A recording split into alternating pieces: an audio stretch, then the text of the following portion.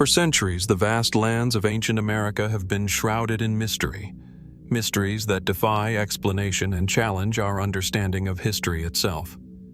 From the towering pyramids of the Maya to the enigmatic ruins hidden deep within the Amazon rainforest, remnants of lost civilizations whisper secrets that time has tried to erase. But what if the answers to these mysteries have always been just out of reach? What if the truths of these forgotten peoples could change everything we thought we knew about the ancient world? What happened to the sophisticated societies that once flourished across the Americas, only to disappear without a trace? How did ancient cultures achieve feats that still baffle modern archaeologists?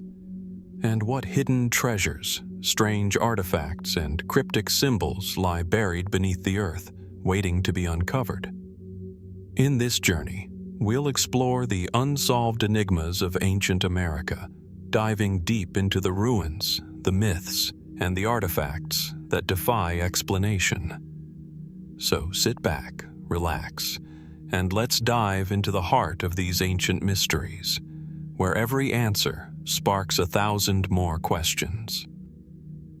Nestled in the high desert of northwestern New Mexico, the Chaco Canyon is a place where time seems to stretch, its dusty air filled with whispers from a past that remains elusive. The sprawling landscape, crisscrossed with ancient roads, is home to some of the most impressive and mysterious ruins in North America. The towering stone structures, many still standing in defiance of centuries of wind, rain, and sun, offer a glimpse into the lives of the ancestral Puebloans, an ancient people whose knowledge of the cosmos was far more advanced than we may ever fully understand. From the moment you step into the canyon, the landscape commands attention. The steep walls of the canyon, with their jagged edges and wide open sky, create a breathtaking backdrop to the stone remnants of what was once a thriving cultural and ceremonial center. At its height, between 900 and 1150 AD, Chaco Canyon was not just a political hub. It was a place where the stars held deep meaning, guiding the lives and rituals of those who lived there. The most striking feature of Chaco Canyon is the series of massive, multi-story buildings, known as Great Houses, that rise out of the earth like silent sentinels. These structures were not simply dwellings. They were complex, carefully designed spaces that reflect an intricate understanding of both architecture and astronomy. The layout of these buildings, with their straight walls and precise alignments, suggests that the builders had a knowledge of the sun, the moon, and the stars that seems almost otherworldly. But it's the alignment of Chaco Canyon with celestial events that continues to fascinate archaeologists and astronomers alike. The ancient Puebloans, it seems, used the canyon as a massive, open-air observatory. The ruins of their great houses are positioned with remarkable precision to align with the solstices, lunar cycles, and even the movements of distant stars. In the winter solstice, for example, sunlight filters through an opening in one of the great houses, casting a beam that illuminates a specific room, marking the change of seasons. This alignment is no accident. These ancient builders clearly understood the importance of celestial events in their daily lives. Chaco Canyon is not merely a place of observation, it is a place of connection. The Puebloans built extensive roads, some stretching for miles, which seem to radiate out from the canyon like spokes on a wheel. These roads are aligned with the cardinal directions, with some pointing directly to distant mountains or astronomical phenomena.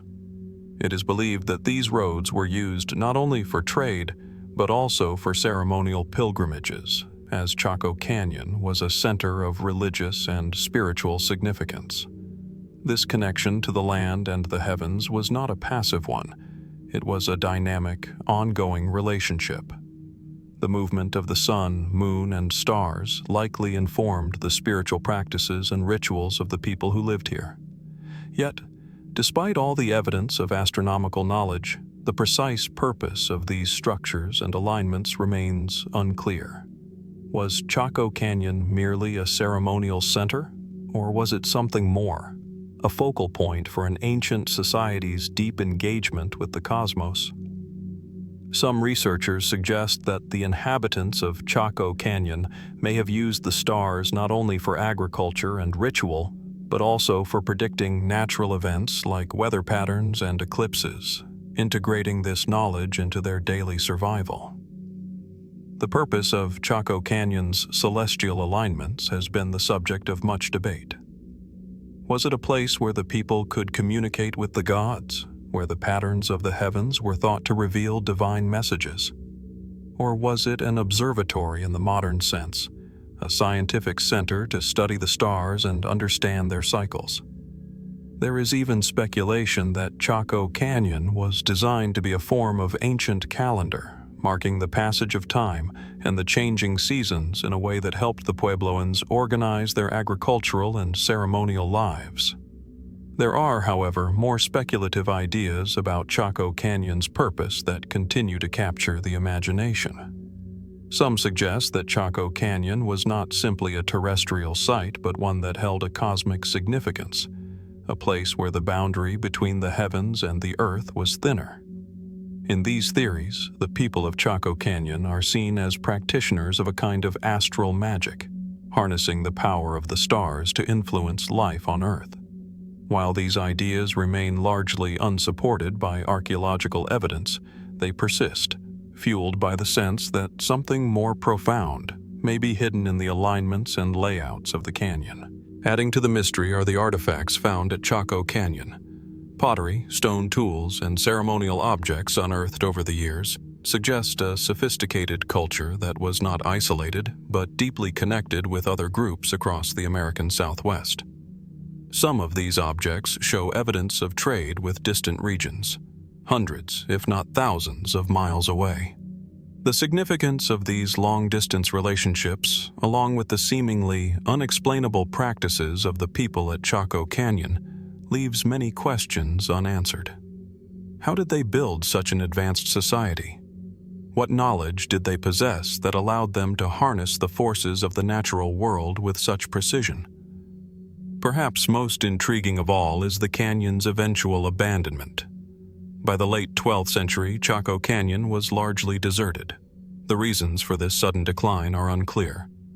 Was it due to drought, warfare, or some other catastrophic event? Or did the people of Chaco Canyon simply outgrow their connection to the land and the stars, moving on to other locations in search of new opportunities? The mystery of why such an advanced society would abandon such a powerful site remains unsolved.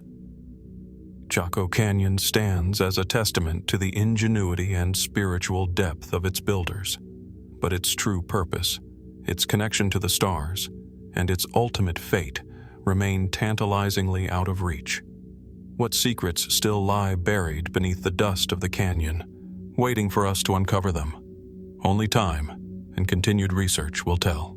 In the heart of one of the driest places on Earth, the Atacama Desert, lies a mystery buried beneath the shifting sands. The desert, stretching across northern Chile and parts of Peru, is an unforgiving expanse of salt flats, volcanic mountains, and vast, empty plains. It is a place where the air is so dry that it seems to swallow sound, and where rainfall is so rare that some areas have not seen a drop in centuries. Yet, within this desolate landscape, an astonishing discovery has emerged, offering a glimpse into the ancient cultures that once thrived in this barren region. Scattered across the Atacama Desert, particularly around the area of the Tarapacá region, lie the remains of what many have come to call the Atacama mummies.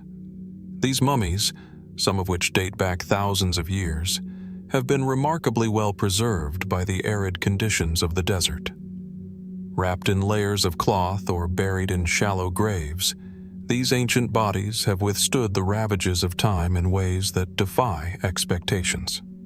The first mummies were discovered in the 19th century, but it wasn't until recent decades that advances in archaeology and forensic science revealed the true significance of these finds. The mummies are unlike anything found elsewhere in the Americas. Their preservation is not just due to the dry climate, but also due to the unique burial practices of the people who lived in this inhospitable land. Many of these mummies, in fact, were not just preserved. They were carefully prepared, almost as if they were meant to be kept intact for eternity. What sets these mummies apart is not just their preservation, but the mystery surrounding their creators. Historians and archaeologists have long been puzzled by the cultures of the Atacama Desert.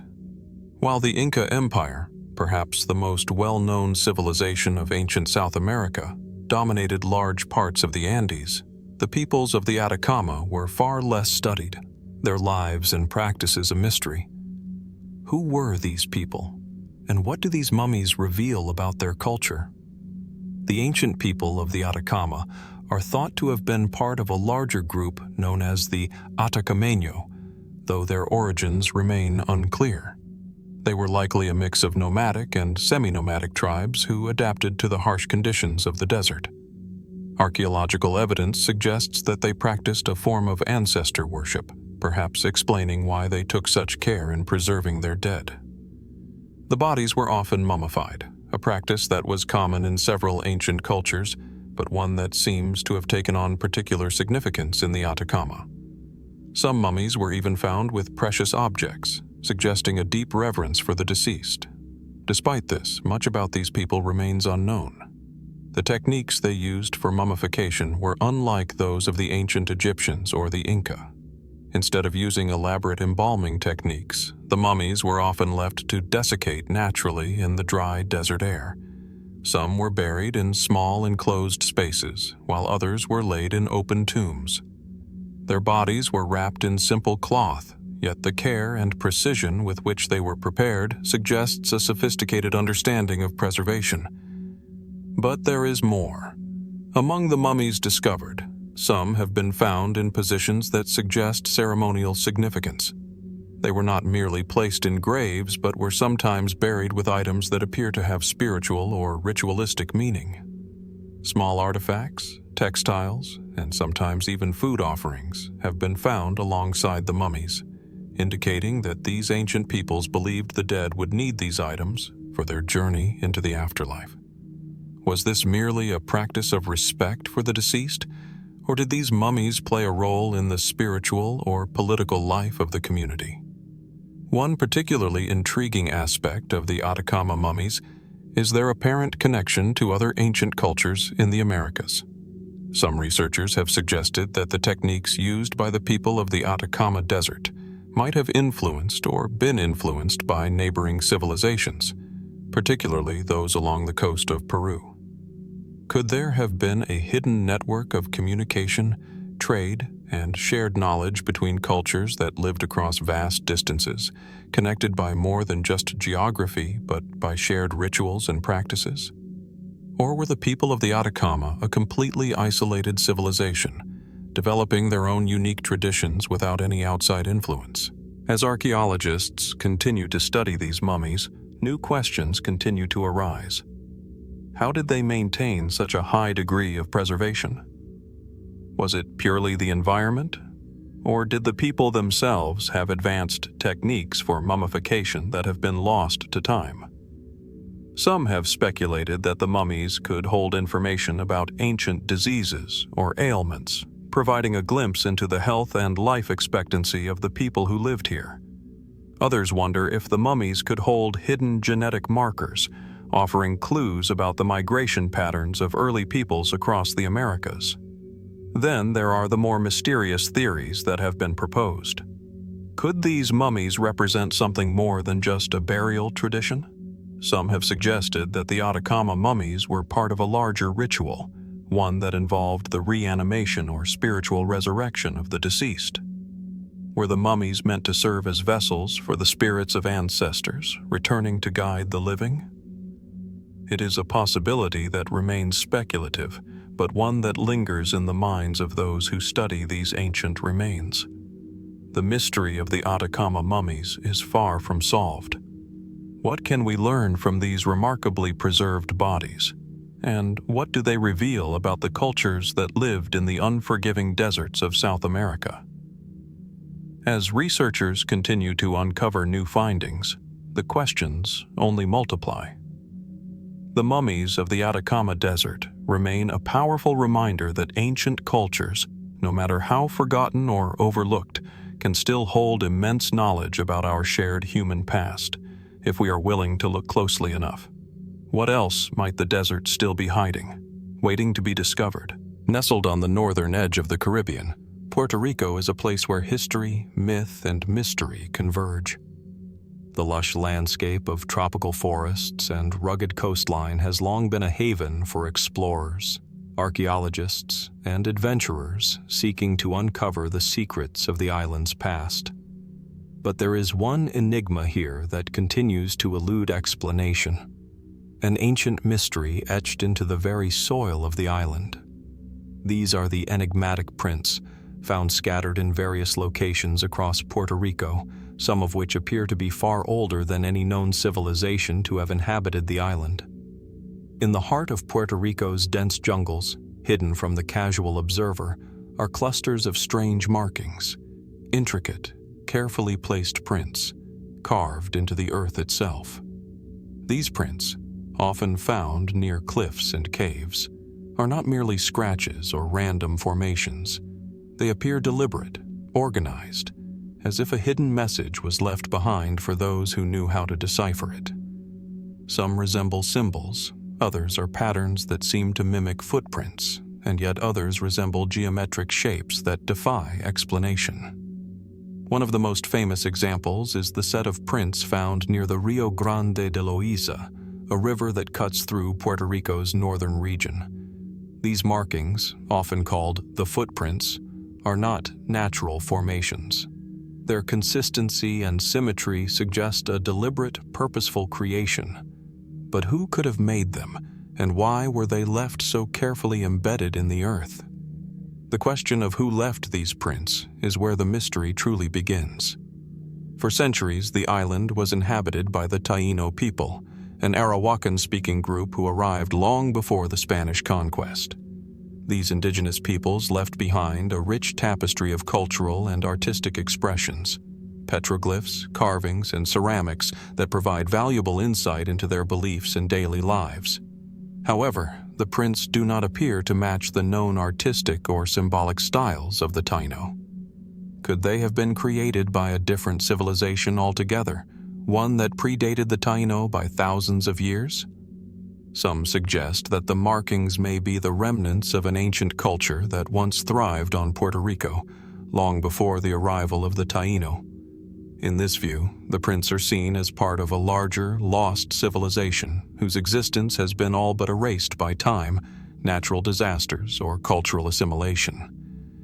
If this theory holds any weight, it would imply that the island's first inhabitants were far more advanced than we previously believed, with a sophisticated knowledge of mathematics, art, and perhaps even astronomy. There are other, more speculative theories that suggest a connection to ancient civilizations outside of the Americas. Some researchers have pointed to the possibility that the prints are remnants of an ancient transoceanic culture, perhaps even connected to lost civilizations like Atlantis or ancient peoples from the Old World who made their way to the New World long before Columbus set sail. Could these prints be the remnants of such a civilization, left behind as a marker for those who would come after? As intriguing as these ideas are, there is still no definitive evidence to support them. The most widely accepted explanation remains that the prints are the work of the Taino people themselves, though the lack of clear parallels in Taino art and culture raises questions. Could the prints represent a form of ritualistic communication, perhaps linked to religious or spiritual beliefs? The Taino were known to have a rich mythology, filled with gods, spirits, and forces of nature that they believed shaped their world. Could these prints be a form of symbolic language, telling stories or marking sacred spaces? Was the creation of these prints an act of devotion, a way to communicate with the gods or ancestors, much like the rock art found in other ancient cultures around the world? Adding to the mystery, some of the prints appear to align with natural features in the landscape, such as the positioning of the sun or the stars during certain times of the year. Could these markings have been a kind of ancient map, marking significant points in the natural world or celestial alignments? Or were they part of an ancient ritual designed to harness the power of the landscape and its forces? In addition to these perplexing questions, there is the matter of the materials used to create the prints. Unlike typical petroglyphs, which are carved into stone, many of these markings are etched into the earth itself, leaving only faint impressions that can be difficult to detect. This has led some to wonder if the prints were meant to be ephemeral, slowly fading away as part of a natural process, perhaps a reflection of the impermanence of life itself. Despite decades of research, the true purpose and origin of the mysterious prints in Puerto Rico remain elusive. Were they the work of a lost civilization, an ancient form of communication, or perhaps something more? As archaeologists continue to study these markings, new discoveries seem to only deepen the mystery. And yet, no answers are definitive, only more questions, more possibilities. Perhaps, as with so many other enigmas of ancient history, the prints of Puerto Rico will remain an unanswered riddle, a reminder that the past is often far more complex and mysterious than we can ever fully comprehend. Could there be more secrets hidden beneath the earth, waiting to be uncovered? And if these prints are messages, what do they say to us from the depths of a forgotten world? The answers, if they exist, are still out there, waiting. In the arid coastal deserts of northern Peru, amidst the shifting dunes and the sun-scorched earth, the Moche civilization once thrived. Between 100 and 800 AD, they constructed elaborate cities, crafted intricate artworks, and developed sophisticated rituals that have captivated archaeologists for centuries.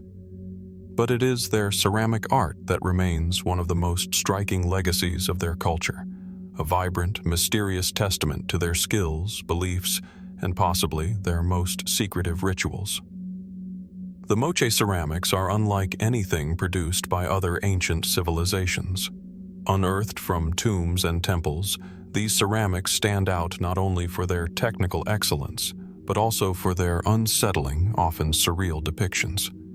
The most famous of these are the so-called portrait vessels, small sculpted vessels shaped like human faces, many of which are thought to represent gods, priests, or perhaps even the Moche elite. These vessels, with their finely detailed expressions, seem to bring the ancient world to life. But they also raise unsettling questions.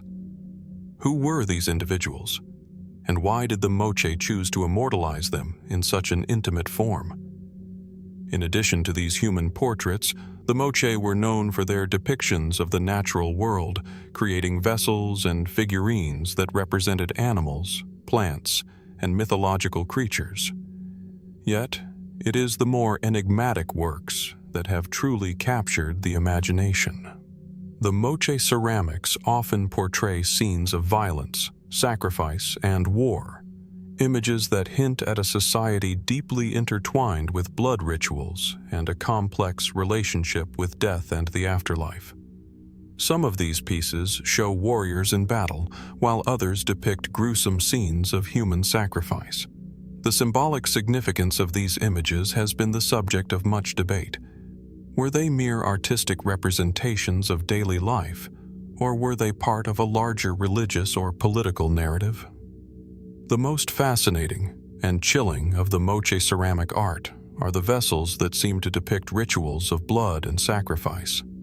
Some vessels show human figures holding weapons or performing ceremonial acts, with others showing disembodied heads or scenes of decapitation.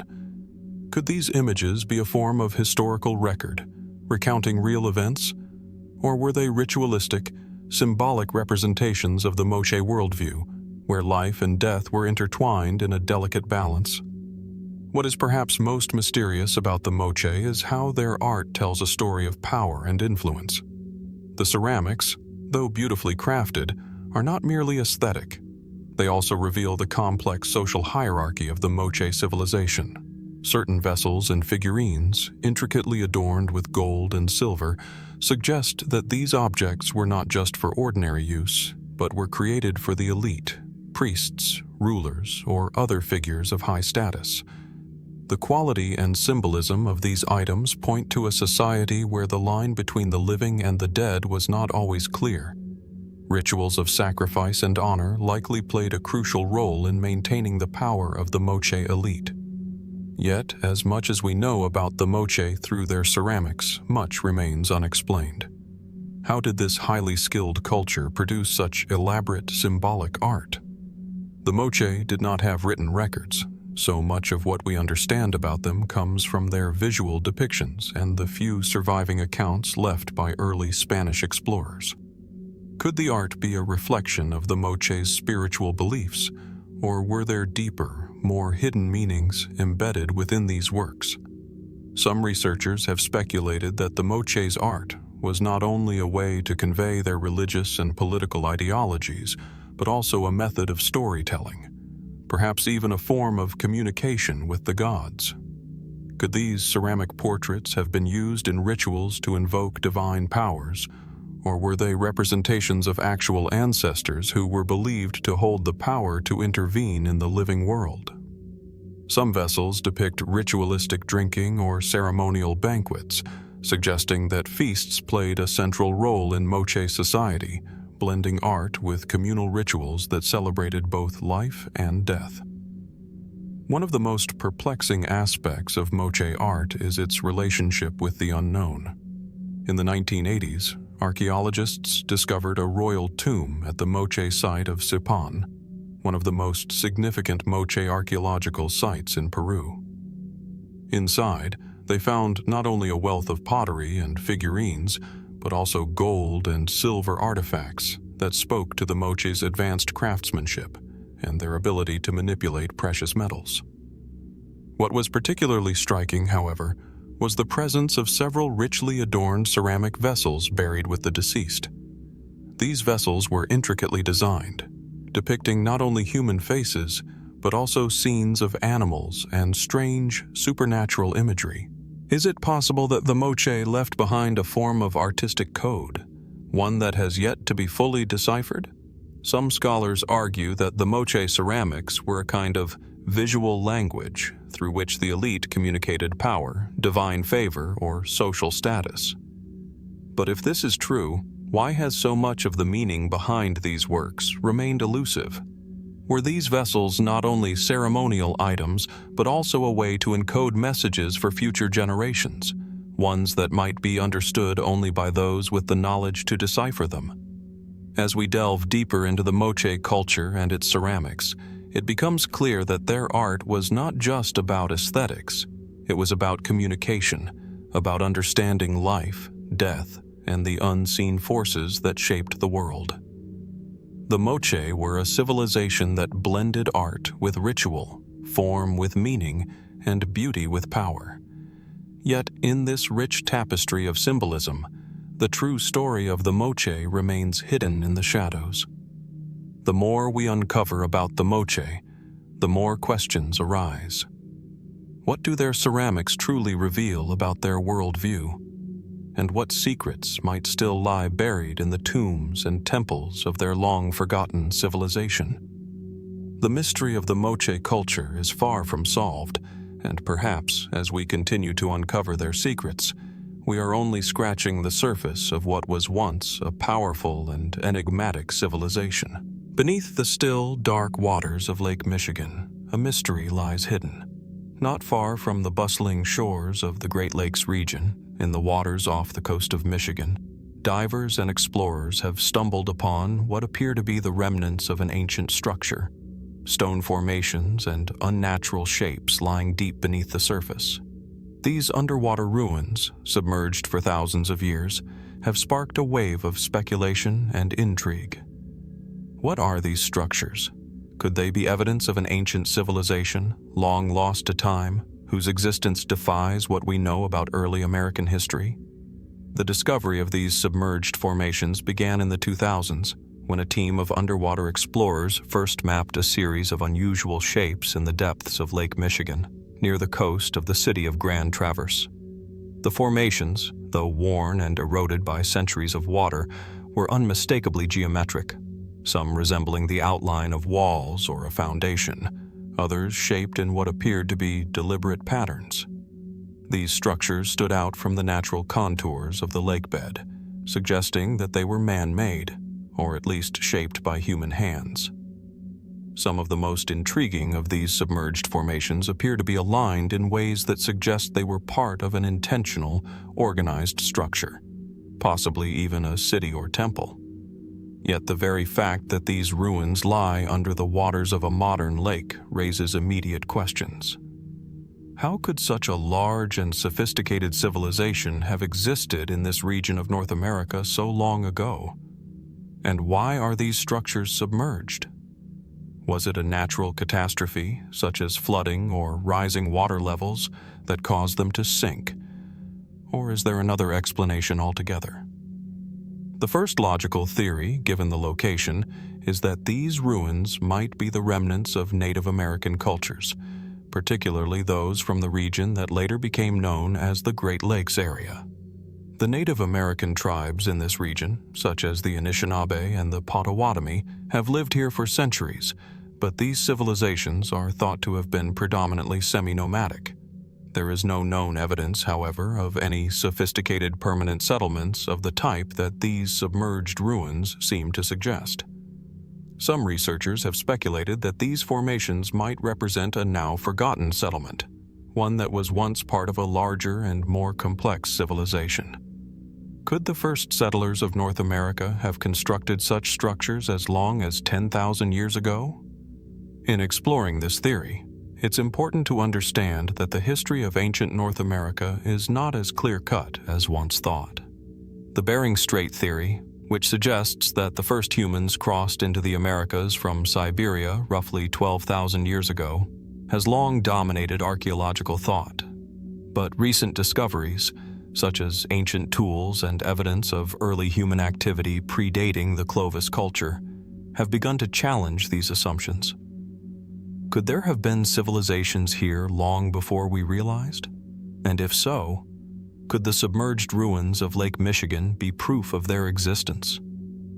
Another intriguing hypothesis revolves around the possibility that these underwater structures are not Native American in origin, but rather the remains of a much older civilization, possibly one that predates even the Native American cultures by thousands of years.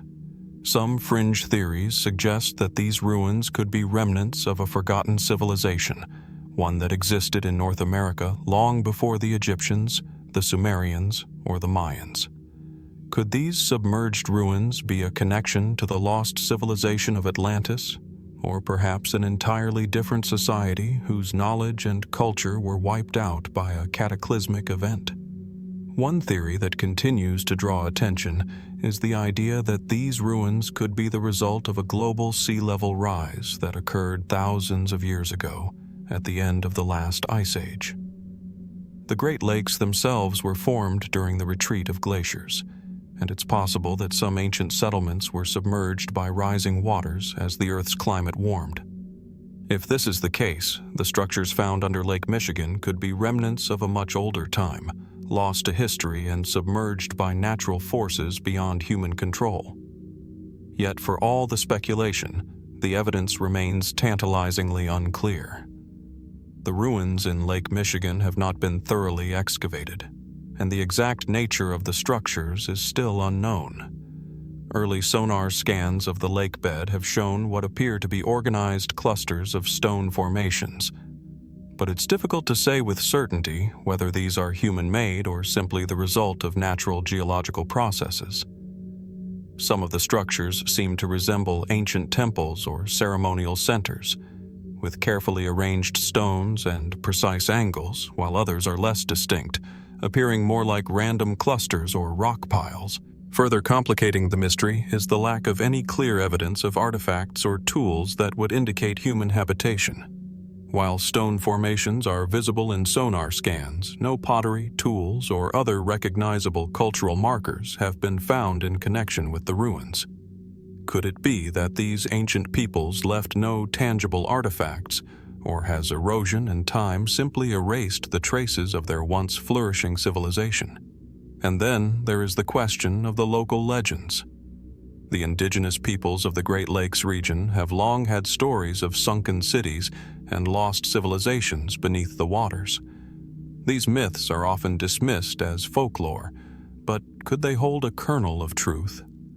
Could the stories passed down through generations be based on real events, ancient recollections of a world that once existed but was swallowed by the sea? As of now, no definitive answer has been reached. The submerged ruins of Lake Michigan remain one of the most enigmatic and unexplained mysteries of North America. What do these formations represent? Are they evidence of an ancient civilization that once called the shores of Lake Michigan home? Or are they merely an extraordinary geological anomaly?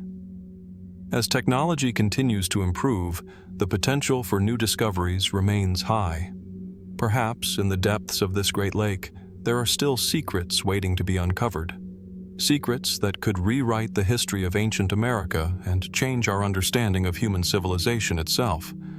For now, the underwater ruins remain a mystery, one that invites us to look deeper, to question what we think we know, and to wonder what lies hidden beneath the surface.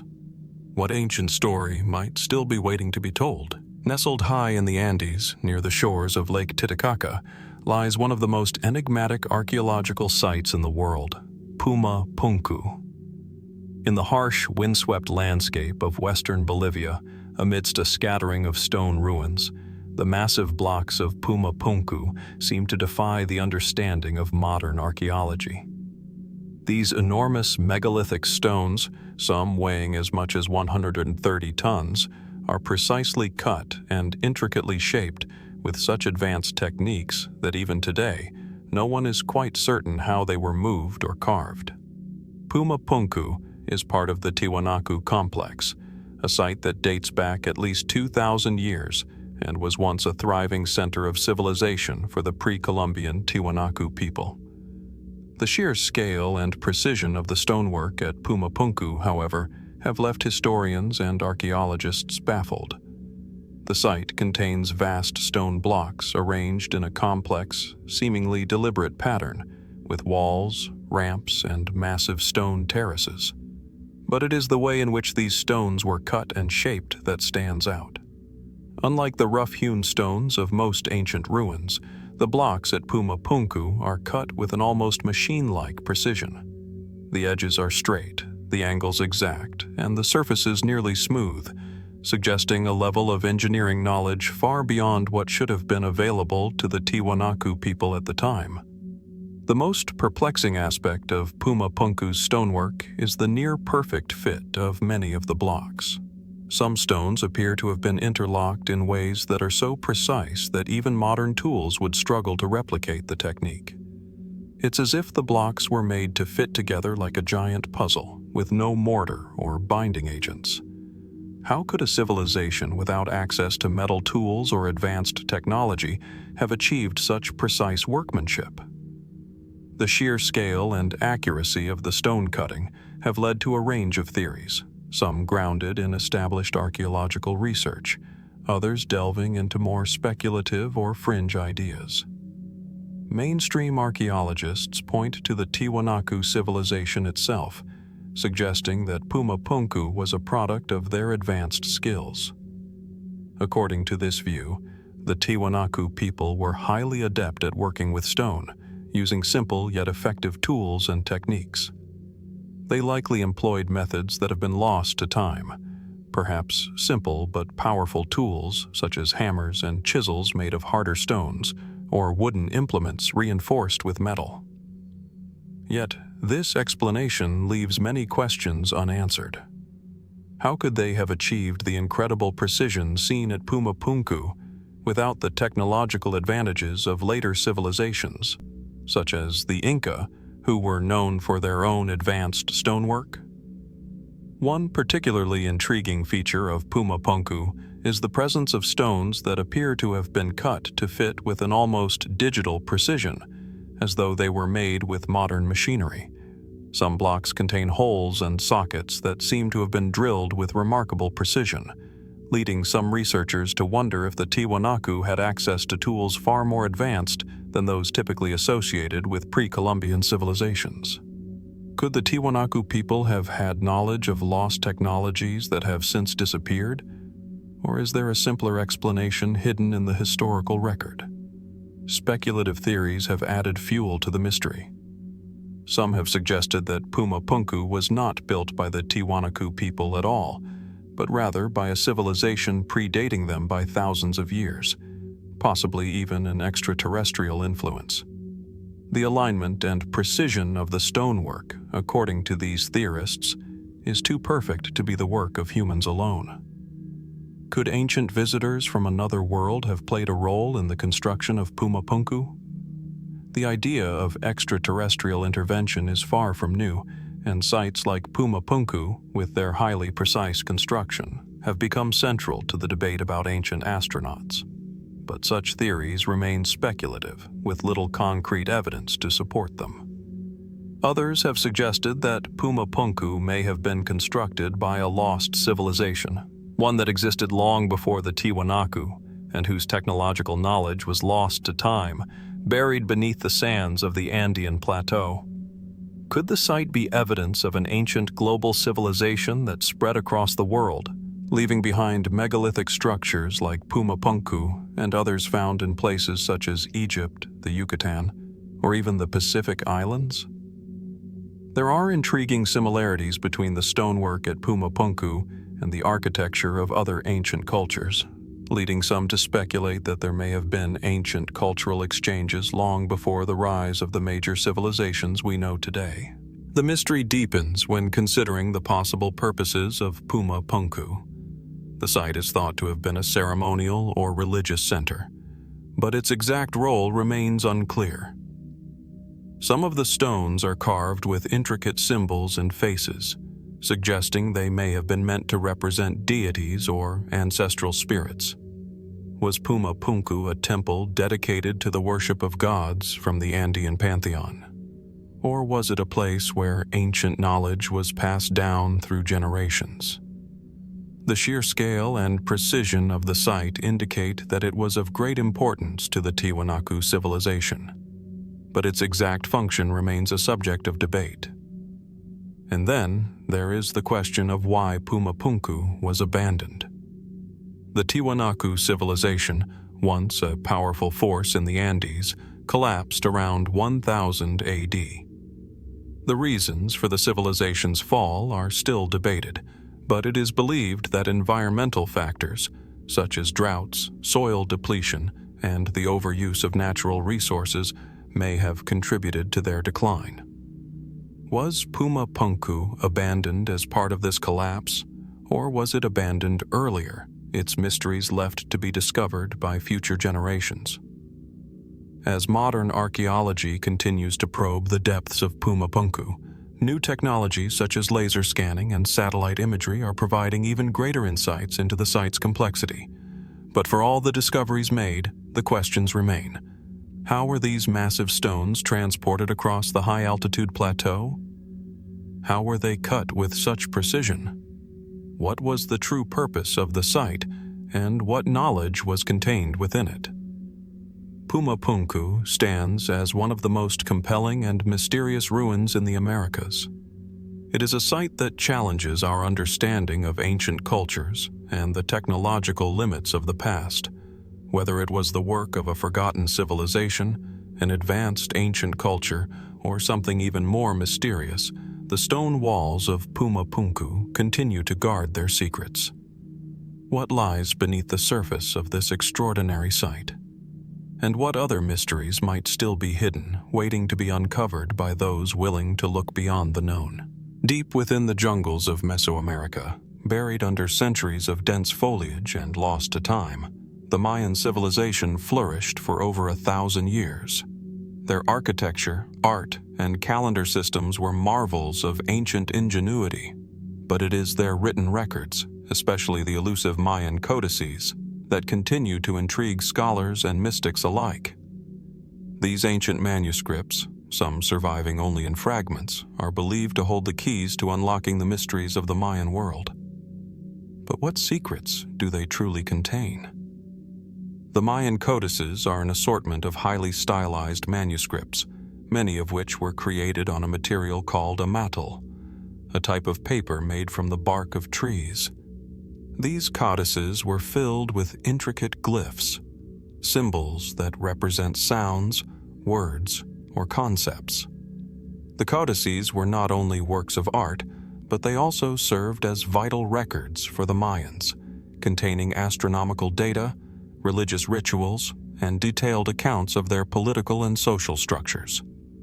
The most famous of these codices are the Dresden Codex, the Madrid Codex, and the Paris Codex, all of which were discovered in the 19th and 20th centuries and provide valuable insight into the Mayan civilization's way of life. Yet, despite these discoveries, the full extent of the knowledge contained in the codices remains a mystery. While some of the glyphs have been successfully deciphered, many of them remain enigmatic, frustrating researchers who seek to understand the full scope of the Mayans' intellectual achievements. What knowledge could the Mayans have preserved in these texts?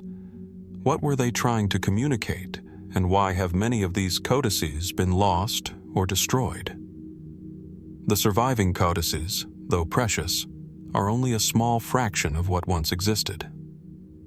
It is believed that the Mayans created a vast library of manuscripts, some of which chronicled their history, cosmology, and religious practices. However, much of this body of work was destroyed by the Spanish during their conquest of the Yucatan Peninsula in the 16th century. The most infamous example is the destruction of the Popol Vuh, the creation myth of the Quiche Maya, by Spanish missionaries. They believed that these writings were heretical and sought to erase any trace of the Maya's spiritual and intellectual heritage. As a result, much of the Mayans' written knowledge was lost forever. But what if there are still secrets buried in the fragments that remain? What could we learn about this ancient civilization if more of their codices were discovered? One of the most fascinating aspects of the surviving Mayan codices is the astronomical knowledge they contain.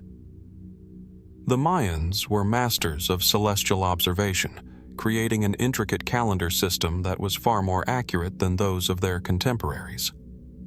The codices describe the movements of the planets, the cycles of the moon, and the position of the stars, and they were used to predict important events such as eclipses and agricultural cycles. Some researchers speculate that the codices were used not only to track time, but to understand the deeper mysteries of the cosmos, perhaps even to predict the future. One of the most compelling questions surrounding the codices is whether they contain hidden knowledge about the Mayan civilization's decline. Scholars have long debated the reasons behind the collapse of the Maya city-states in the 9th century, a mysterious event that led to the abandonment of many major cities in the southern lowlands. Could the codices hold clues about this sudden and dramatic shift in Maya society? Some suggest that the collapse was linked to environmental factors such as drought or deforestation, while others believe that internal conflict or social unrest played a role. Could the codices contain prophecies, warnings, or explanations from the Mayans themselves, offering insight into what they believed caused their civilization to fall? There are also theories that the codices may hold knowledge far beyond what we traditionally associate with ancient civilizations. Some researchers, particularly those interested in alternative histories, suggest that the codices contain evidence of ancient wisdom that has been lost to time, wisdom that may hold the key to understanding humanity's origins or our place in the universe. Could the Mayans have had access to knowledge that has since been forgotten or deliberately suppressed? Some fringe theorists even speculate that the codices may contain references to extraterrestrial contact, suggesting that the Mayans possessed knowledge of advanced technologies or cosmic phenomena that were beyond the comprehension of their time. As intriguing as these ideas are, there is little evidence to support such claims. Yet, the very nature of the codices invites speculation. Their highly symbolic language and the intricate, often cryptic nature of the glyphs suggests that the Mayans may have been communicating on multiple levels, sharing knowledge that was not only intellectual but spiritual and metaphysical as well. The codices may have been more than just historical records. They may have been tools for understanding the universe, for connecting with the divine, or for navigating the complexities of human existence. One of the most famous surviving Mayan codices, the Dresden Codex, is particularly fascinating in its treatment of time and the cosmos. The codex is filled with astronomical tables that predict eclipses and other celestial events, but it also contains passages that are more enigmatic. Some researchers believe that the Dresden Codex may contain a hidden calendar, one that goes far beyond the familiar 260-day ritual calendar or the 365-day solar calendar. Could there be a deeper layer of meaning embedded in these texts? One that could offer insight into the Maya's understanding of time and its relationship to the cosmos? Despite years of study, the true meaning of the Mayan codices remains elusive. While some of the glyphs have been deciphered, many more are still a mystery. And yet, the codices continue to inspire awe and wonder, drawing scholars, archaeologists, and even those with an interest in the mystical and the unexplained. What knowledge might still be hidden in these ancient manuscripts? Could the codices contain not just a record of the Mayans' past, but a key to unlocking the mysteries of our own future? As we continue to examine the surviving fragments of the codices, the question remains: what did the Mayans know that we have yet to understand? And as we unravel the layers of meaning embedded in these ancient texts, we may find that the secrets of the Mayan civilization are not lost. They are simply waiting for the right moment to be revealed. In the dense jungles of Central America, where the humid air is thick with the songs of exotic birds and the rustling of unseen creatures, a strange legend has endured for centuries. In the heart of the Maya and Aztec regions, stories of colossal serpents, larger than any snake known to science, have been passed down through generations.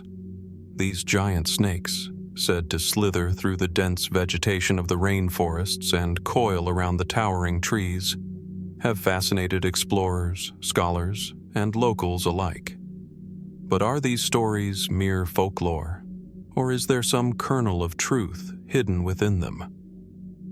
The most famous of these serpents is the Quetzalcoatl, the feathered serpent deity venerated by the ancient Maya, Aztec, and other Mesoamerican civilizations. Depicted as a serpent with feathers and often associated with creation and wisdom, Quetzalcoatl was one of the most powerful gods in their pantheon.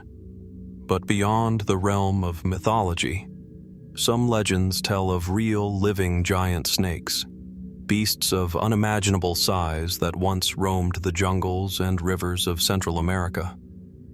Could these myths be based on real creatures? Or are they simply symbolic representations of the dangers of the wild?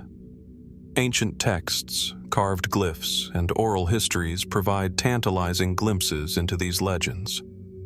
The Maya, for example, spoke of serpents that were so large they could swallow entire cities or wrap around mountains.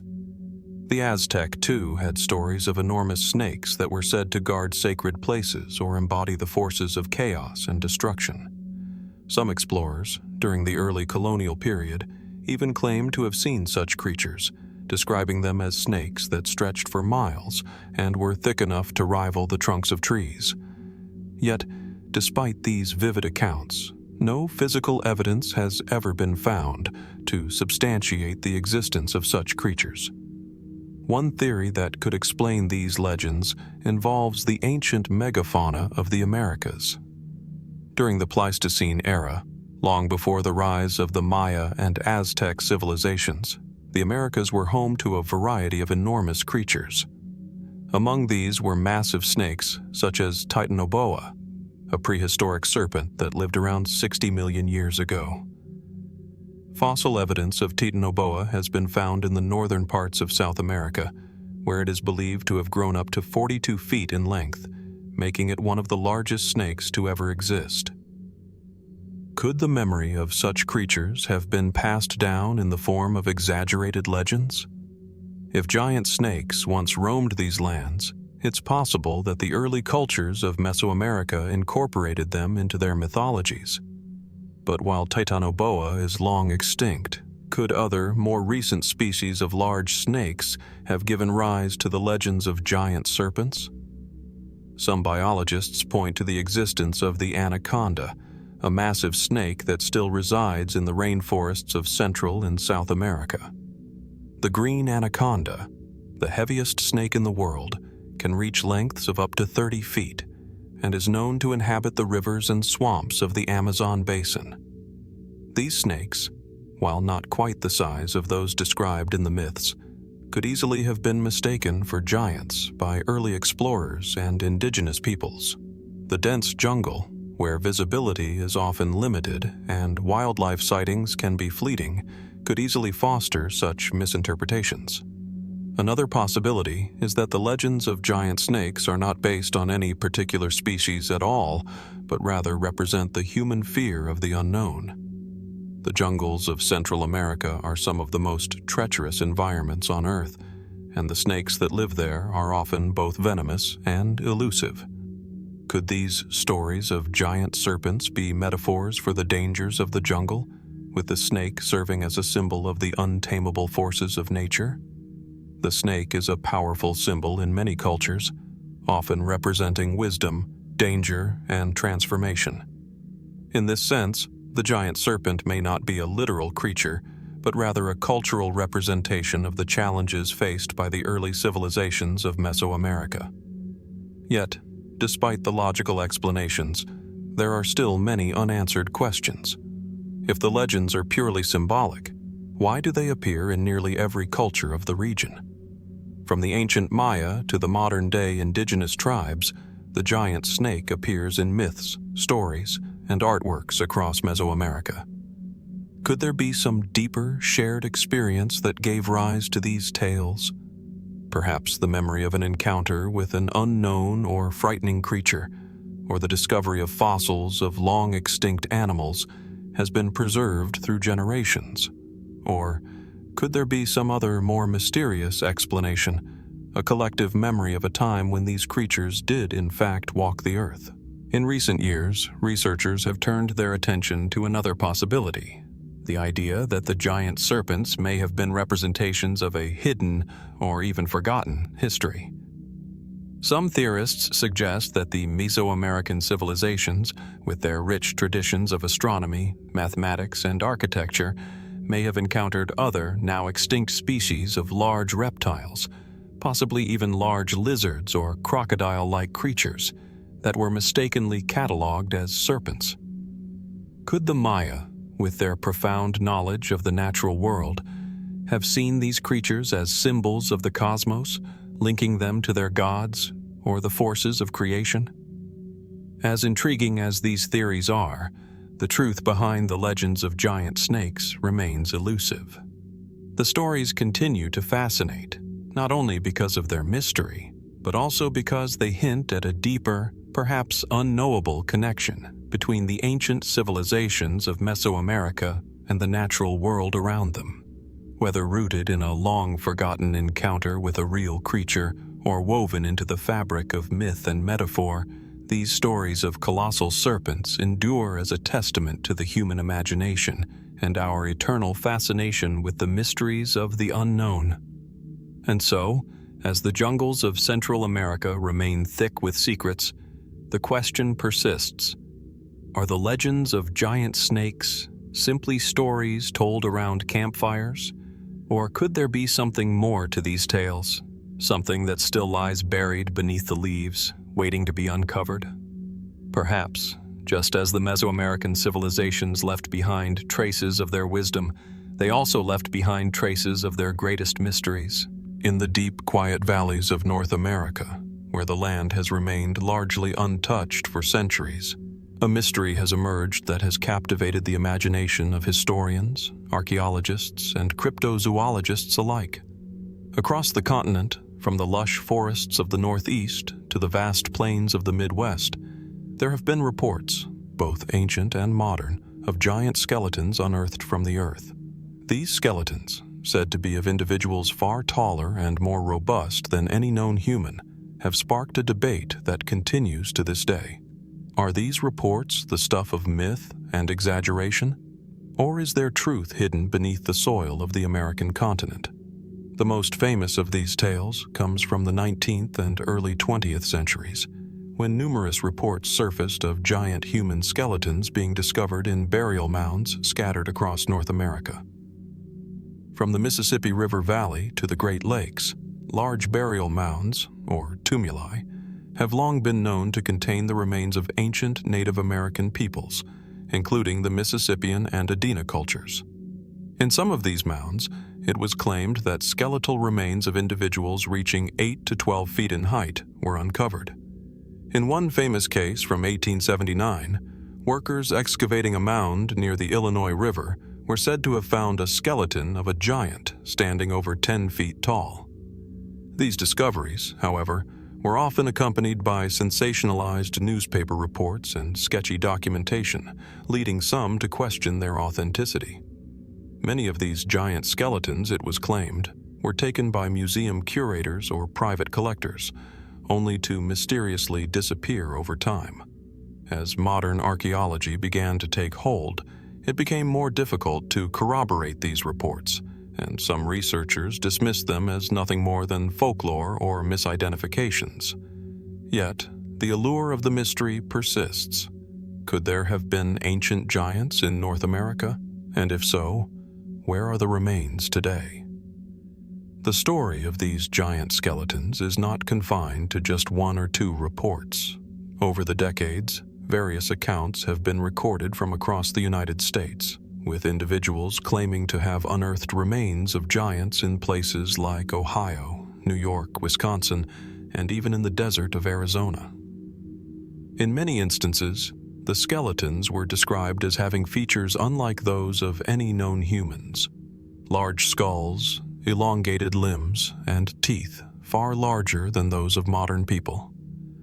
But as with the reports from Illinois, the evidence has always been elusive. Few, if any, of the remains have been verified by modern scientists, and many of the early reports were based on hearsay or exaggerated claims. Despite the lack of physical evidence, some researchers point to the written records of early European explorers and settlers as evidence that something extraordinary may have once existed.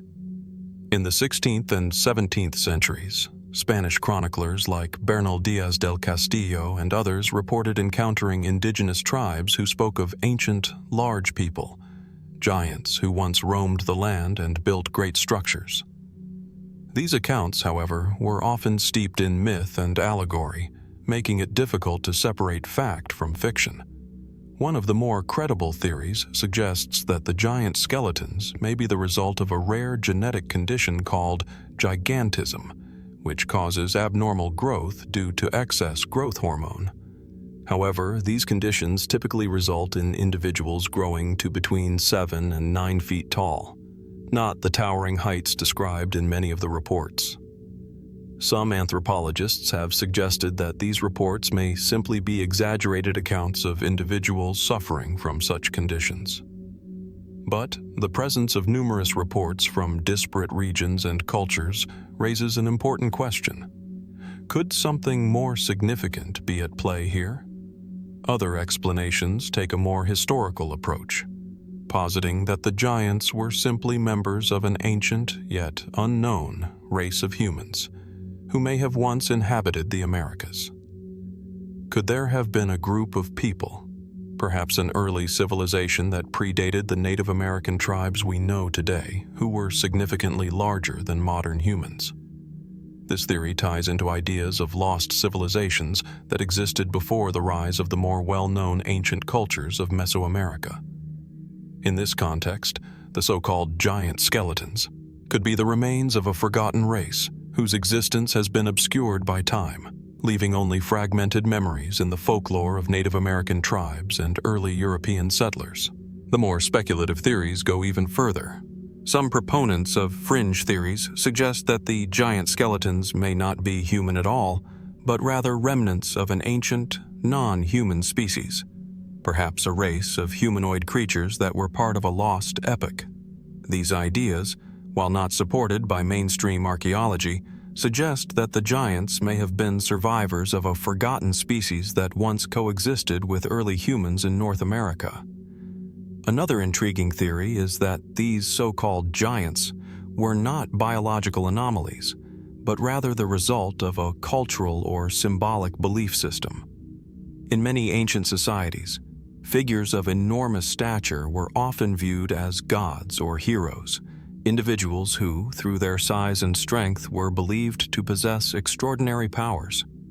Could the giant skeletons of North America be the physical manifestations of these mythological beings, representing a time when larger-than-life figures were venerated? Perhaps the giants were symbolic representations of something deeper, such as the human struggle to understand the divine or the natural world. And then, there are the questions that remain unanswered. Why do these stories of giant skeletons appear so frequently in the historical record, but rarely in modern times? Why, after more than a century of excavation and exploration, have no verifiable remains of these giants ever surfaced in a way that satisfies scientific scrutiny? Could it be that the records have been buried, deliberately or accidentally, by those in power, either to suppress an inconvenient truth or to protect sacred knowledge? As we continue to search for answers, one fact remains clear. The mystery of the giant skeletons found in North America is far from solved. Whether these bones were the remains of a lost people, a mythologized legend, or something entirely different, the story of these ancient giants continues to provoke thought, sparking the imaginations of those who dare to consider the unexplained. And as long as the search continues, the question lingers. Are these giants the stuff of legend, or is there something more to these ancient bones than meets the eye? Deep within the jungles of Colombia, amidst the remote and often inaccessible mountains, lies a hidden treasure that has puzzled explorers, archaeologists, and historians for over a century. A collection of ancient stone statues, each one more enigmatic than the last. These statues, sometimes referred to as the Bocana statues or the San Agustin monoliths, are scattered across the region surrounding the Magdalena River in southern Colombia. They stand as silent sentinels to a past long forgotten, yet filled with mystery and significance. The statues are not just any works of art. They are intricate, meticulously carved figures, many of which depict human forms, albeit in styles that seem both familiar and utterly foreign. Some of the statues feature exaggerated facial features, wide eyes, and long outstretched arms, while others appear to be seated or standing in ceremonial poses. The stonework itself is remarkably detailed, yet the origin of the figures and the civilization that created them remain unclear. What is perhaps most fascinating is the question of their purpose. Were these statues the product of an ancient civilization, a lost people whose beliefs and rituals have vanished with time? Or do they represent something even more extraordinary, a message from a civilization far beyond our own? The most famous of these statues are found in the archaeological site of San Agustin, located in the foothills of the Andean Mountains. The statues here, numbering in the hundreds, are part of a vast ceremonial complex believed to have been created by a people known as the Agustinianos, who lived in the region as early as 1000 BCE. The site is considered one of Colombia's most important archaeological treasures, drawing visitors from around the world to view its bizarre and striking sculptures. One of the most iconic statues is known as the Tomb of the Earth, a massive stone sculpture of a seated figure, believed by some to be a representation of a god or a high-ranking figure in the ancient society. Its face, with large, wide eyes and a contorted expression, is both compelling and unsettling. The hands are positioned in a way that suggests the figure might have been holding something once, a ceremonial object or offering now lost to time. Surrounding this statue are other monoliths, many of which have similarly expressive faces or abstract features that suggest a deep understanding of both human anatomy and cosmic symbolism. However, while these statues have been studied extensively by scholars, the question remains: who created them and why? The Agustinianos, thought to be an indigenous group from the region, are known to have left behind few written records, leaving much of their culture open to interpretation. Scholars have speculated that the statues were built as part of a larger religious or spiritual tradition, perhaps to honor deceased ancestors or deities. Many of the carvings seem to depict the afterlife or otherworldly realms, suggesting that the statues may have been integral to a funerary or spiritual belief system. Yet, despite these explanations, the mystery persists. Some of the more fringe theories argue that these statues are not merely representations of ancient people or gods, but something far more extraordinary. The facial features of some of the statues, specifically the large eyes and elongated skulls, have led some to propose that they are evidence of extraterrestrial contact. Could these statues be depictions of beings from another world, brought to Earth long before modern humanity even conceived of the idea of alien life? This theory has gained some traction among certain groups, particularly those who look to ancient civilizations as evidence of extraterrestrial influences on human history. According to proponents of this theory, the large eyes and disproportionately large heads of the statues are a common motif in depictions of alien beings, often cited as evidence of gray aliens, a type of extraterrestrial commonly described in UFO lore. The idea that ancient cultures may have had contact with extraterrestrials is not new. Similar theories have been proposed for other ancient sites, such as the pyramids of Egypt and the Nazca lines of Peru. But could there be any merit to the idea that the Agustinianos, centuries before the advent of modern technology, might have been influenced by beings from the stars? While there is no hard evidence to support the theory of extraterrestrial involvement, the idea raises interesting questions about the nature of ancient civilizations and their potential contact with forces beyond the Earth. Could the people who created these statues have had access to knowledge that has been lost to time, knowledge that allowed them to craft such highly stylized and symbolically charged works of art? If the Agustinianos were not merely reflecting their own understanding of the world, but were interpreting knowledge passed down from otherworldly sources, what might that suggest about the history of humanity? For those who remain skeptical of extraterrestrial theories, another intriguing explanation lies in the symbolism of the statues themselves. In many ancient cultures, the figure of the giant, or otherworldly being, was often used as a way to represent power, mystery, or divine authority. The exaggerated features of the statues could reflect a cultural desire to depict figures of immense importance, figures that might not have been merely human, but were imbued with divine or supernatural qualities. The large eyes, for example, may not be a representation of aliens, but rather of an enhanced spiritual perception, eyes that see beyond the material world into the unseen realms of the cosmos. The otherworldly appearance of the statues has also sparked comparisons to similar figures found in other parts of the world, such as the Moai statues of Easter Island, the Olmec heads of Mexico, and the statues of the Easter Island Rapa Nui culture. These statues, too, are often characterized by their exaggerated features and their imposing presence. While the specific meanings and purposes of these sculptures vary, they all suggest a desire to convey a sense of power, reverence, and connection to higher forces. Furthermore, the location of the statues themselves is telling. The site of San Agustin, situated in the foothills of the Andes, has long been considered a sacred landscape. The area is known for its dramatic, otherworldly scenery, towering cliffs, mist-shrouded valleys, and ancient pathways carved into the mountainside. In many ways, the landscape itself seems to echo the mystical qualities of the statues, reinforcing the idea that the people who created these figures may have viewed their surroundings as a reflection of the divine or supernatural realm. As we delve deeper into the mystery of the strange statues of Colombia, the question remains: what message did they intend to convey? Were they the work of a lost civilization that sought to immortalize its gods, rulers, or ancestors?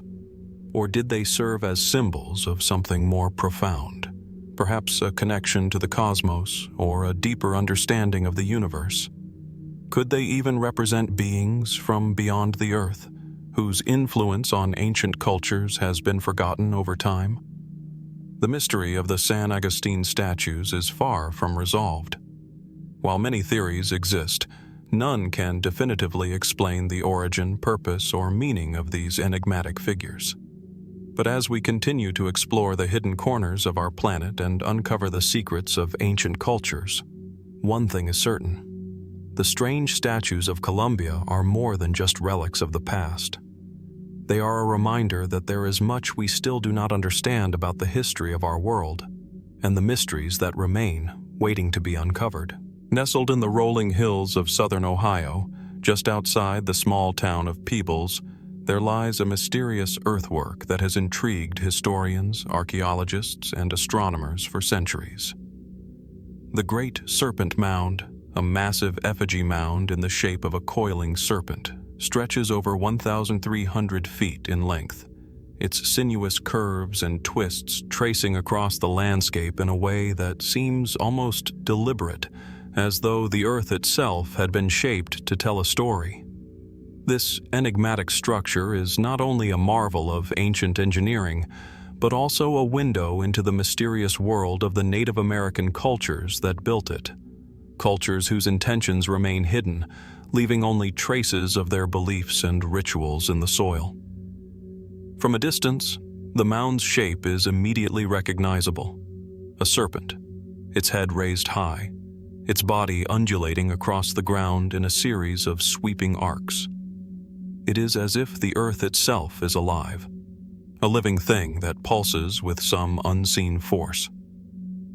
But what was the purpose behind this monumental construction? And what did it symbolize to the people who created it? The origins of the Great Serpent Mound are shrouded in mystery. Its construction is generally attributed to the ancient Adena or Hopewell cultures, who inhabited the Ohio Valley more than 2,000 years ago. Archaeological studies have shown that the mound was likely constructed in several phases, with the earliest layers dating back to around 300 BCE, and later modifications made around 1000 CE by the Fort Ancient Culture, a group that succeeded the Hopewell. Despite the mound's significant age, its purpose remains unclear. Was it an astronomical calendar, a place of spiritual or ceremonial significance, or something else entirely? The most widely accepted theory is that the mound is a symbolic representation of the snake, a creature that held deep spiritual and religious significance for many Native American cultures. Serpents, in many cultures, are seen as powerful symbols of renewal, transformation, and rebirth, ideas often linked to cycles of life, death, and regeneration. The Great Serpent Mound's coils, with their distinct loops and turns, could represent these cyclical processes, perhaps reflecting the people's understanding of natural forces, such as the changing seasons or the path of the sun. In fact, some scholars suggest that the mound's form may have been designed to track the movements of celestial bodies, with the serpent's body acting as a cosmic calendar. This brings us to one of the most compelling theories surrounding the mound: that it is an astronomical observatory built to align with celestial events such as solstices and lunar eclipses. In particular, the mound's coiled tail points to the setting sun during the summer solstice, while the serpent's head may be aligned with the rising sun at specific times of the year. This suggests that the mound was not just a work of art, but a functional tool used to mark the passage of time and the rhythms of the heavens. The alignment of the mound with astronomical events would not be an anomaly in ancient cultures. Many other earthworks and monuments, from Stonehenge to the pyramids of Egypt, serve similar purposes, marking the cycles of the celestial bodies and their influence on the earth. However, while this astronomical interpretation is plausible, it is by no means definitive. Some researchers argue that the mound may have served a more symbolic function, perhaps representing the spiritual or mythological importance of the serpent. In various Native American traditions, the serpent is often seen as a symbol of the underworld, a guardian of secret knowledge, or a bridge between the physical and spiritual realms. The serpent, with its ability to shed its skin, is also a symbol of transformation and renewal, a theme that would resonate deeply with agricultural societies whose survival depended on the cycles of nature. For these cultures, the serpent may have been more than just a physical creature. It may have been a representation of cosmic forces that shaped the world around them. What is particularly striking about the Great Serpent Mound is the precision with which it was constructed. Despite the challenges of creating such an enormous figure without the benefit of modern tools, the mound's curves and turns are remarkably smooth, indicating a level of engineering knowledge that is impressive for its time. The way in which the mound appears to follow the contours of the land suggests a deep understanding of the natural landscape, and the careful placement of its various features hints at a level of planning that would have required advanced knowledge of geometry and astronomy. Yet even with all the attention paid to the mound's construction, there is still much that remains unknown. For one, the exact purpose of the mound is still up for debate. Was it a ceremonial site, a place of ritual sacrifice or spiritual significance? Was it designed to honor a specific deity or to mark the changing of the seasons? Or was it purely an astronomical tool meant to help the ancient people track the movements of the stars and planets? These questions remain unanswered, and the lack of written records from the time leaves us with only the mound itself as a clue. Compounding the mystery is the theory that the Great Serpent Mound may not have been created solely by the Adena or Hopewell cultures. Some fringe theories suggest that the mound could be much older, potentially constructed by an even earlier lost civilization. These theories are based on the idea that the mound's precise alignment with the cosmos and its complex design are evidence of a knowledge far beyond what is thought to have existed in North America at the time. Could it be possible that the mound was built by a forgotten civilization, whose knowledge of astronomy and geometry was far more advanced than what we typically associate with ancient Native American cultures? Another intriguing possibility is that the Great Serpent Mound might not be a purely human creation at all. Some theorists have suggested that the mound could be a relic of extraterrestrial activity, an offering or a message from beings from another world. This idea, while speculative, echoes similar theories proposed for other ancient monuments, such as the pyramids of Egypt or the Nazca lines in Peru. Could it be that the serpent is not just a representation of earthly cycles, but a depiction of something beyond our understanding, a connection to cosmic forces or extraterrestrial influences? Despite these more speculative ideas, the most widely accepted theory is that the Great Serpent Mound is an expression of the spiritual and astronomical knowledge of the ancient people who built it. The precise purpose of the mound, whether as an astronomical observatory or as a symbol of cosmic forces, is still the subject of much debate, but its grandeur and mystery continue to captivate all who encounter it. As we stand at the foot of the Great Serpent Mound, gazing at its sprawling curves, we are reminded of the deep connection between ancient cultures and the natural world. The mound remains a symbol of the complex relationship between humanity, the cosmos, and the forces that govern the cycles of life. But as with so many mysteries from the past, the full story of its creation and significance may remain forever hidden, leaving us with only questions and wonder. What knowledge did the builders of the Great Serpent Mound possess? Was it a tool for tracking the heavens, a spiritual monument, or something else entirely? And what other secrets might still be buried beneath the soil, waiting to be uncovered? The answers may never fully be known, but the mystery continues to beckon, urging us to look closer, to think deeper, and to question what we know about the ancient world. Deep in the heart of the Peruvian Andes, amid the sprawling landscapes of high-altitude mountains and lush valleys, lies a mystery that has captivated explorers and archaeologists for centuries. Hidden beneath the earth, or perhaps locked away in forgotten tombs, are the legendary golden artifacts of Peru, priceless relics said to be crafted by some of the most advanced civilizations of pre-Columbian America. These treasures, often spoken of in hushed tones, have the potential to unlock not only the secrets of ancient cultures, but also the broader history of the Americas, perhaps even rewriting it altogether. For centuries, the Inca Empire ruled over vast stretches of South America, leaving behind monumental ruins, intricate textiles, and advanced agricultural techniques.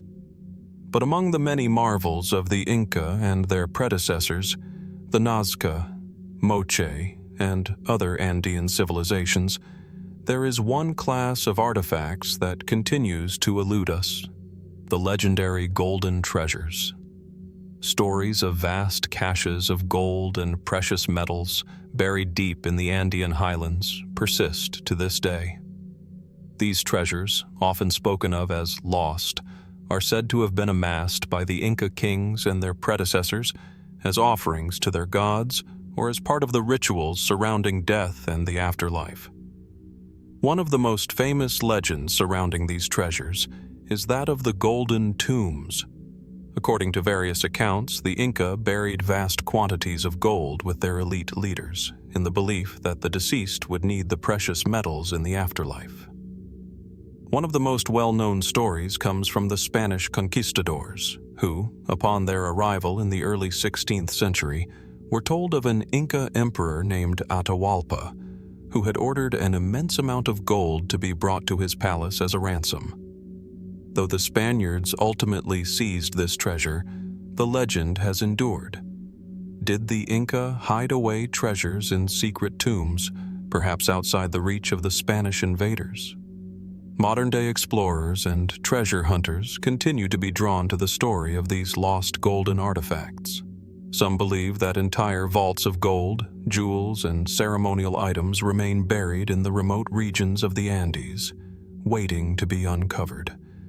But where exactly are they hidden, and why have no such caches been found, despite centuries of exploration and excavation? Is it possible that the lost golden artifacts of Peru have been purposely concealed? Or do they exist only in myth, their legend growing over time like an ancient whisper carried by the wind? The Moche civilization, which flourished along the northern coast of Peru from about 100 CE to 800 CE, is particularly famous for its intricate gold work. The Moche were master craftsmen, skilled in metallurgy, and their golden objects, such as masks, jewelry, and ceremonial objects, were often found buried in tombs. One of the most striking discoveries came in the 1980s when archaeologists unearthed the tomb of a Moche ruler, known as the Lord of Sipan. Within this tomb, they found a wealth of golden objects, including a golden mask, bracelets, and ornaments, which had been placed around the deceased. The riches were astounding, an exquisite testament to the Moche's mastery of metallurgy and their reverence for the afterlife. Yet, despite these extraordinary finds, many believe that the true extent of the Moche's gold has not yet been discovered. But could the true treasure be even older? The Inca, in their expansion across the Andes, incorporated many of the cultures that came before them, including the Moche. As such, the Inca Empire was built upon a complex tapestry of ancient traditions and knowledge, much of which was centered around gold. In fact, the Inca were known as the Children of the Sun, and their gold artifacts were often associated with their belief that gold was the sweat of the sun god, Inti. These gold objects, some of which were said to be astronomical in nature, might have held deeper meanings, beyond their value as riches, connected to cosmic cycles, the gods, and the mysteries of the universe. Some researchers, however, propose a more speculative theory about the purpose of these artifacts. Could the gold objects be more than mere offerings to the gods or symbols of power? Could they be remnants of a far more ancient civilization, one that possessed knowledge and technology far beyond what the Inca, Moche, or any known culture could have achieved? This theory, though fringe, raises an intriguing possibility that there was an advanced, unknown civilization in the Americas, perhaps predating the Inca by millennia, that created these golden artifacts not just for ceremonial use, but for purposes that remain unclear.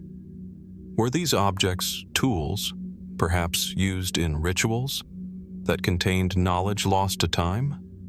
Or were they part of a forgotten technological or scientific system that has yet to be understood? Moreover, there are even theories that suggest these golden artifacts were not merely the product of ancient human cultures, but were instead gifts or influences from a non-human source. Some proponents of ancient astronaut theories point to the intricate designs of the gold artifacts, their precision, and their symbolic complexity, suggesting that they may have been inspired by or even created with the assistance of extraterrestrial beings. While these ideas remain speculative, they add an additional layer to the mystery of the lost golden artifacts. Could the knowledge and craftsmanship behind these objects have come from a civilization beyond our own? Despite the many theories, one question lingers. Why have the vast caches of gold remained elusive? One possible explanation is that the treasures were simply never buried in the first place.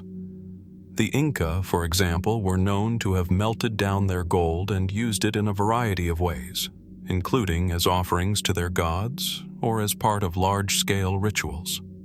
Could the treasures of Peru have been destroyed, repurposed, or lost forever, leaving only fragments of their glory behind? Alternatively, the treasure may still lie hidden in remote locations, protected by nature, time, or even the very people who once buried it. What seems certain, however, is that the mystery surrounding the lost golden artifacts of Peru continues to captivate the imagination of those who seek answers. If these treasures are ever uncovered, they could provide us with new insights into the spiritual, cultural, and technological achievements of the ancient civilizations that once thrived in the Andes. But until that moment arrives, the legend of the lost gold will remain just that, a tantalizing mystery buried beneath the soil of Peru, waiting to be discovered. Could the key to unlocking the secrets of the Americas past lie hidden in these elusive treasures? The mystery endures, and the question remains, what will we find when we uncover the lost golden artifacts of Peru? In the world of ancient exploration, few topics have sparked as much intrigue and debate as the question of who truly discovered the Americas. For centuries, the story of Christopher Columbus has been the accepted narrative. The intrepid Genoese sailor who, in 1492, sailed westward across the Atlantic and came upon lands that would change the course of history. Yet, while Columbus's voyages are often seen as the beginning of European exploration in the New World, evidence has emerged that suggests others may have reached the Americas long before him. Among the most compelling pieces of this puzzle are ancient maritime maps that seem to show knowledge of the Americas predating Columbus by several centuries. Could these maps be evidence that the Vikings or other unknown explorers reached the shores of North America hundreds of years earlier? One such map, the Vinland map, is perhaps the most famous of these mysterious documents. First discovered in the mid-20th century, the Vinland map depicts a world in which the coastlines of both Europe and North America are clearly visible. Most notably, it shows a landmass labeled Vinland, which corresponds to the region of Newfoundland in Canada, a place the Vikings referred to in their sagas. The map's origins have been the subject of heated debate. Some experts believe it is a medieval forgery, a creation of the 20th century designed to spark curiosity. Others, however, argue that it is a genuine artifact, one that points to the possibility that the Vikings reached North America long before Columbus's fateful voyage. The Vinland map is remarkable not only for its depiction of North America, but also for the way it challenges our understanding of medieval cartography.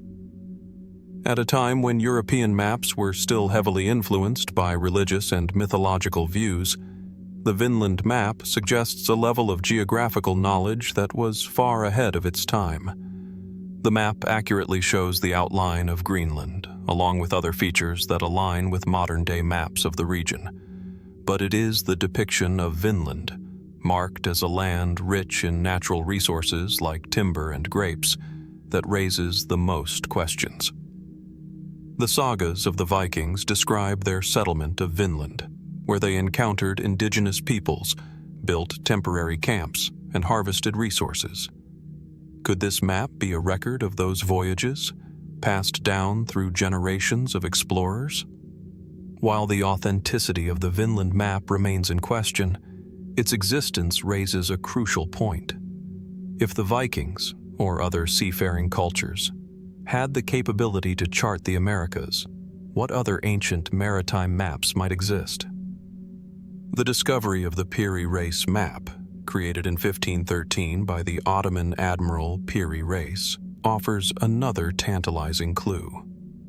The Piri Reis map depicts parts of both South America and the Caribbean, but it also contains a curious feature, a remarkably accurate representation of the northernmost parts of Antarctica, an area that would remain undiscovered by Europeans until centuries later. How did Piri Reis have access to such precise geographical information? Some theorists suggest that he may have had access to ancient maps that predated his own time, maps passed down from earlier explorers who ventured far beyond the known world. Could these ancient mariners have been the Vikings? The idea that the Vikings reached the Americas long before Columbus is not as far-fetched as it may seem. In fact, it is well documented in the Norse sagas. According to these medieval texts, the Viking explorer Leif Erikson sailed to North America around the year 1000, more than 400 years before Columbus's journey. The sagas tell of Leif's journey to a land known as Vinland, where he and his crew encountered native peoples, gathered timber, and explored the rich resources of the land. The sagas describe several locations in Vinland, including the famous Lanceau Meadows site in Newfoundland, which was excavated in the 1960s and confirmed to be a Viking settlement. But if the Vikings had the capability to explore and settle North America, could they have created detailed maps of their travels? Maps that eventually made their way into the hands of later cartographers?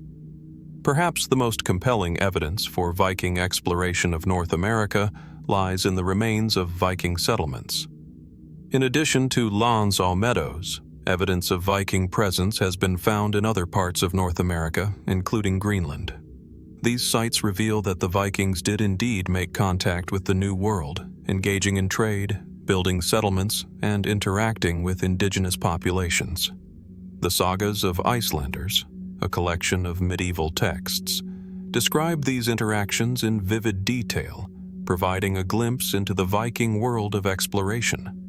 But despite these accounts, there remains no clear evidence of widespread Viking exploration or permanent settlement in North America. Could it be that the Vikings left behind a treasure trove of maps, carefully charting the Americas in their travels?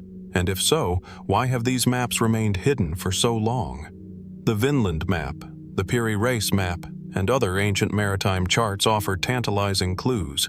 But the question remains, were these maps part of a larger tradition of exploration, one that reached far beyond the Norse world? Some theorists suggest that the Vikings may not have been the only explorers to reach the Americas. Other cultures, such as the Celts, the Chinese, or even the Phoenicians, may have had the capability to sail across the Atlantic and leave their mark on the New World. Could these civilizations have passed down their knowledge through ancient maritime maps, sharing their discoveries with later explorers like Piri Reis? The idea that ancient seafarers could have mapped the Americas centuries before Columbus calls into question the very nature of exploration in the ancient world. How far could these mariners have traveled? What cultures might have left behind clues to their journeys? The discovery of these maps raises more questions than answers. But one thing is clear. The story of America's early history is far more complex than we have been led to believe.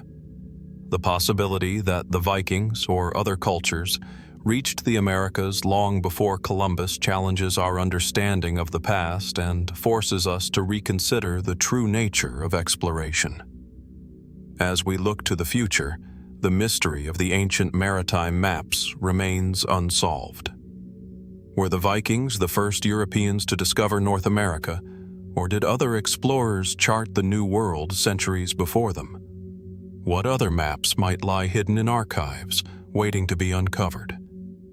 The answers to these questions may never be fully known, but the mystery continues to captivate the imagination of historians, archaeologists, and explorers alike. As we continue to search for clues and uncover hidden histories, we are reminded that the past is often far more enigmatic than we can ever truly understand.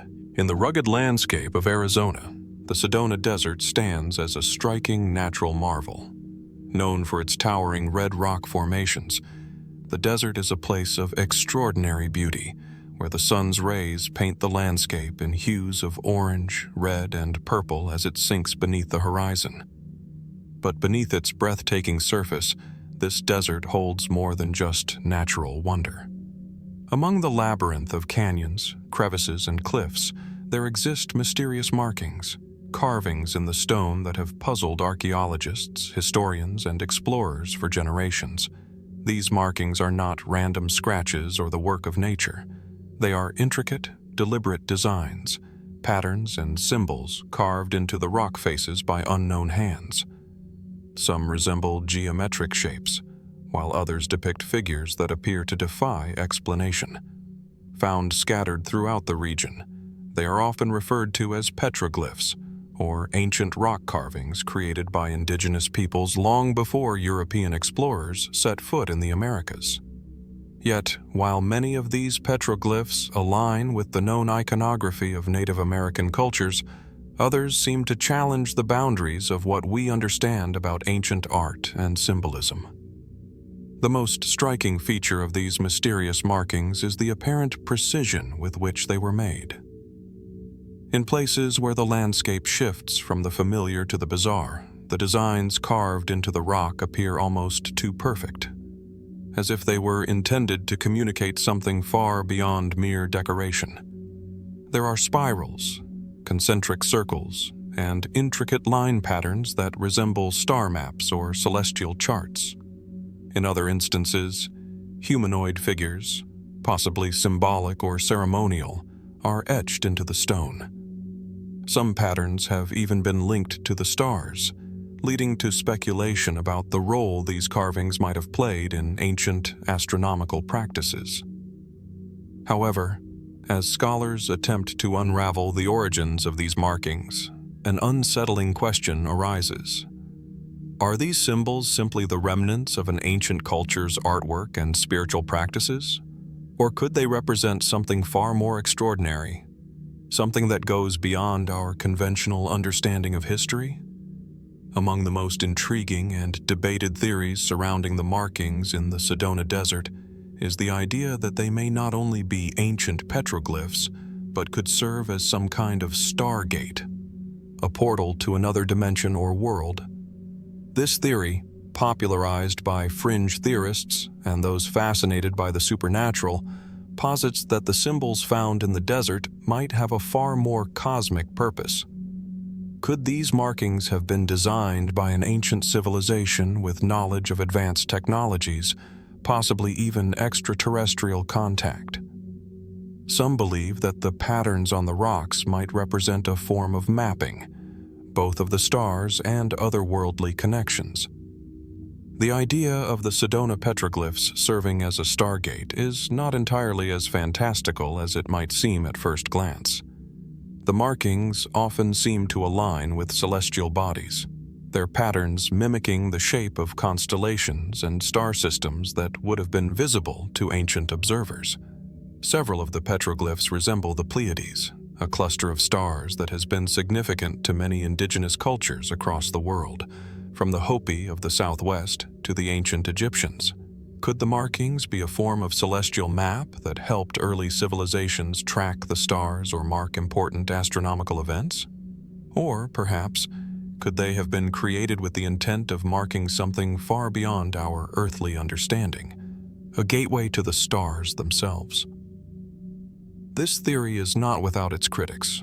Mainstream archaeologists and historians maintain that these markings are undoubtedly the work of the Native American peoples who inhabited the region long before European settlers arrived.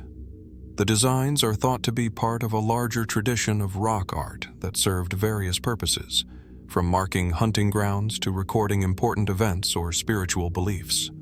For example, the ancestral Puebloans, who lived in the Four Corners region and are known for their cliff dwellings and pottery, left behind petroglyphs that tell stories of their lives and culture. In this context, the Sedona petroglyphs could simply be seen as another piece of this cultural mosaic.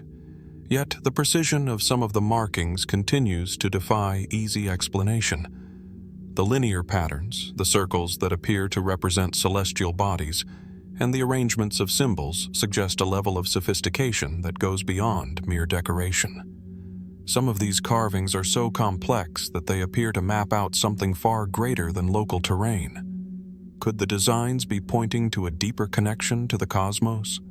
And if so, what does this imply about the knowledge possessed by the people who created them? In addition to the celestial theories, some have speculated that the markings in the Sedona Desert may be tied to something more enigmatic, a lost civilization. Sedona has long been associated with mystical lore and stories of ancient beings, many of which have been passed down through oral tradition. Could the petroglyphs be part of a larger system of communication left behind by a now forgotten people, their purpose obscured by time? Could they represent a lost language, one that could unlock the secrets of ancient knowledge? In a region where mystery and legend intertwine, it's also worth noting that Sedona has been a focal point for those who believe in the existence of energy vortices, areas of concentrated spiritual or electromagnetic energy. The Sedona vortexes are said to be places where the natural world's energy fields intersect, creating a space that can heighten spiritual awareness or even facilitate communication with other realms. Some believe the petroglyphs themselves are markers or symbols related to these vortexes, potentially guiding individuals to areas of heightened energy or spiritual significance.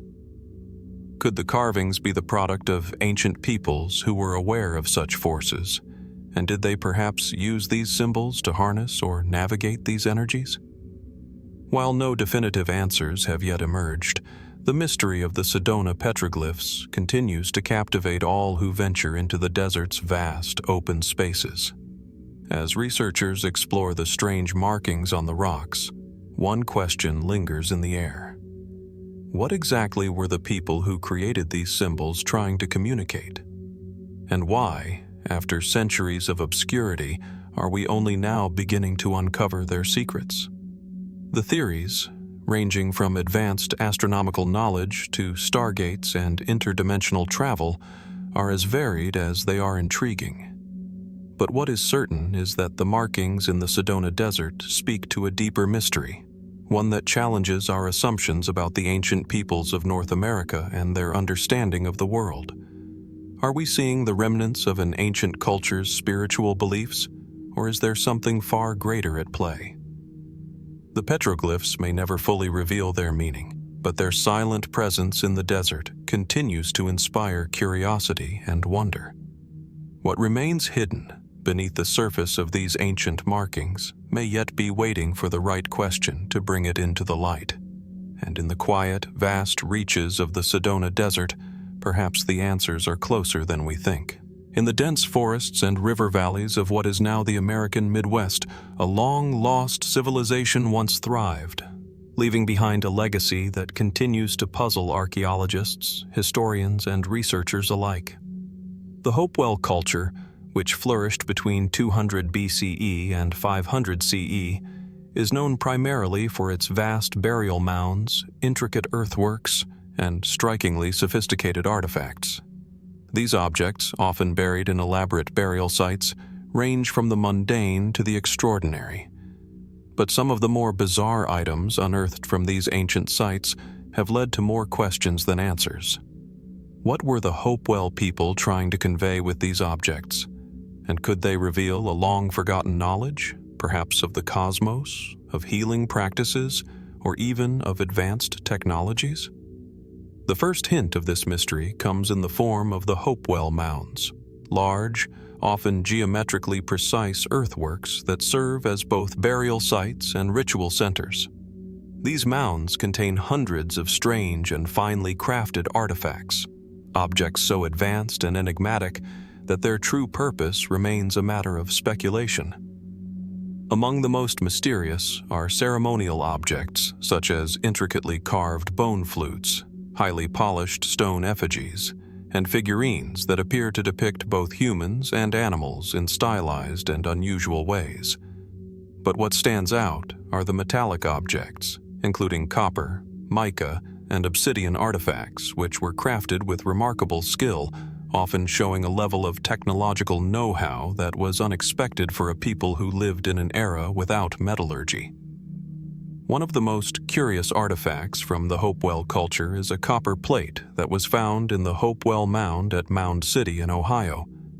This plate features a series of intricate engravings, symbols, spirals, and abstract geometric patterns that do not resemble any known writing systems of the time.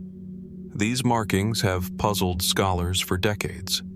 While many believe they are symbolic or religious in nature, their exact meaning remains elusive. Could these designs represent a form of knowledge, perhaps a code, or even a map of sorts, that has yet to be deciphered? Beyond the mysterious symbols, the Hopewell people also crafted highly detailed effigies of animals, including the bear, bird, and serpent. These effigies are often thought to have symbolic significance, possibly representing the spiritual or mythological beliefs of the Hopewell people.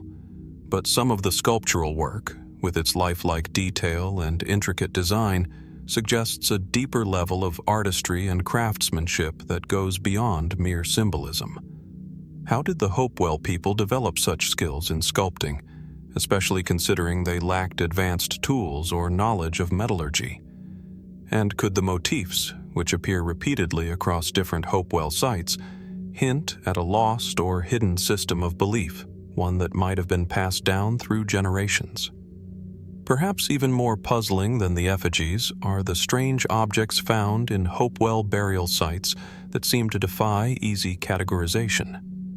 These include circular discs made from mica, as well as exotic objects like crystal and shells that had to be imported from distant regions, sometimes from hundreds of miles away. How did the Hopewell people, living in the forests of the Midwest, acquire such rare materials? The distances involved suggest that the Hopewell had extensive trade networks reaching across vast territories. But the purpose of some of these objects remains a mystery. Were they decorative, ceremonial, or did they serve a more practical, perhaps even scientific, purpose? One artifact that has particularly captivated researchers is a series of copper-wrapped objects found in the Hopewell Mounds. These objects, often shaped like tools or ritual objects, were meticulously wrapped in thin layers of copper. While this might seem unremarkable, the use of copper, an element that was not easily worked with using the tools available at the time, raises fascinating questions. How did the Hopewell people learn to work with metal so effectively? Did they possess some form of ancient metallurgy, Or was there an external influence, perhaps a lost civilization, that helped guide their practices? Some researchers have even speculated that these copper-wrapped objects could have had an electrical or energy-based function, though this remains purely speculative. Even more intriguing is the idea that these objects might have had an astronomical significance. Some researchers believe that the geometric patterns and alignments of certain artifacts and mounds might represent an advanced knowledge of the stars. Did the Hopewell people create these designs based on their observations of the heavens? Could their earthworks and burial mounds align with celestial events, such as solstices or lunar cycles? The precision with which these structures were built suggests that the Hopewell may have had a profound understanding of astronomy, possibly far beyond what was thought possible for such an early civilization.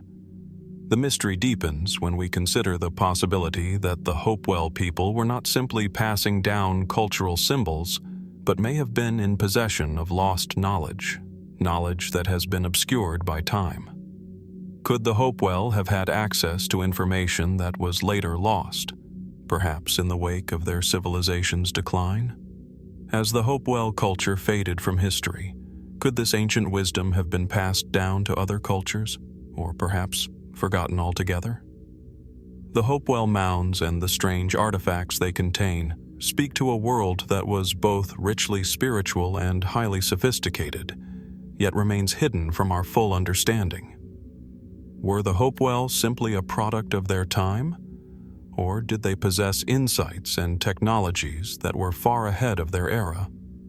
The evidence is fragmentary and often ambiguous, leaving us with more questions than answers. As we continue to explore the secrets of the Hopewell culture, one thing is clear.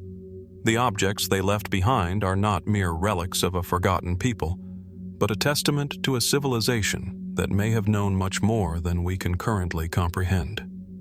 The strange and beautiful artifacts that remain buried in the mounds of the Midwest continue to challenge our understanding of ancient American cultures, suggesting that there are still mysteries waiting to be uncovered. Mysteries that may one day reveal a lost chapter of human history. Nestled in the fertile floodplains of the Mississippi River, just east of modern-day St. Louis, Missouri, lies a sprawling archaeological site that remains one of the most enigmatic and significant remnants of pre-Columbian America. The Cahokia Mounds site, once home to a thriving urban center, is the largest pre-Columbian city north of Mexico. At its peak, sometime around 1100 CE, this massive metropolis covered nearly 6 square miles and housed tens of thousands of people, making it one of the most complex and sophisticated societies in North America before European contact. Today, the site is marked by over 80 earthen mounds, with Monk's Mound, the largest of them all, rising nearly 100 feet above the surrounding plains. This monumental mound, which served as a ceremonial and political center, dominates the landscape. From its summit, one could once see the vastness of the Cahokian city, its network of residential areas, trade routes, and ceremonial structures, all laid out beneath the expansive sky. But as we look upon this imposing earthwork today, a sense of mystery lingers in the air. How did such a civilization rise to such prominence, and why did it eventually collapse, leaving behind only the remnants of its once great society? The Cahokians were not an isolated people. They were part of a far-reaching network of trade and cultural exchange that spanned the Mississippi Valley, the Great Lakes, and even the Gulf Coast. Archaeological evidence shows that they traded goods such as shells, copper, and mica, establishing themselves as a cultural and economic powerhouse. But despite the clear signs of a thriving, sophisticated society, the details of their daily lives, spiritual beliefs, and the reasons behind their eventual decline remain a subject of intense speculation. At the heart of Cahokia's mystery is its complexity. The city was not simply a collection of mounds, it was a carefully planned urban center with a highly structured social order. Monk's Mound, for example, was likely the seat of political and religious power. Archaeologists have uncovered evidence that a wooden temple once sat atop the mound, likely the site of key ceremonies and rituals.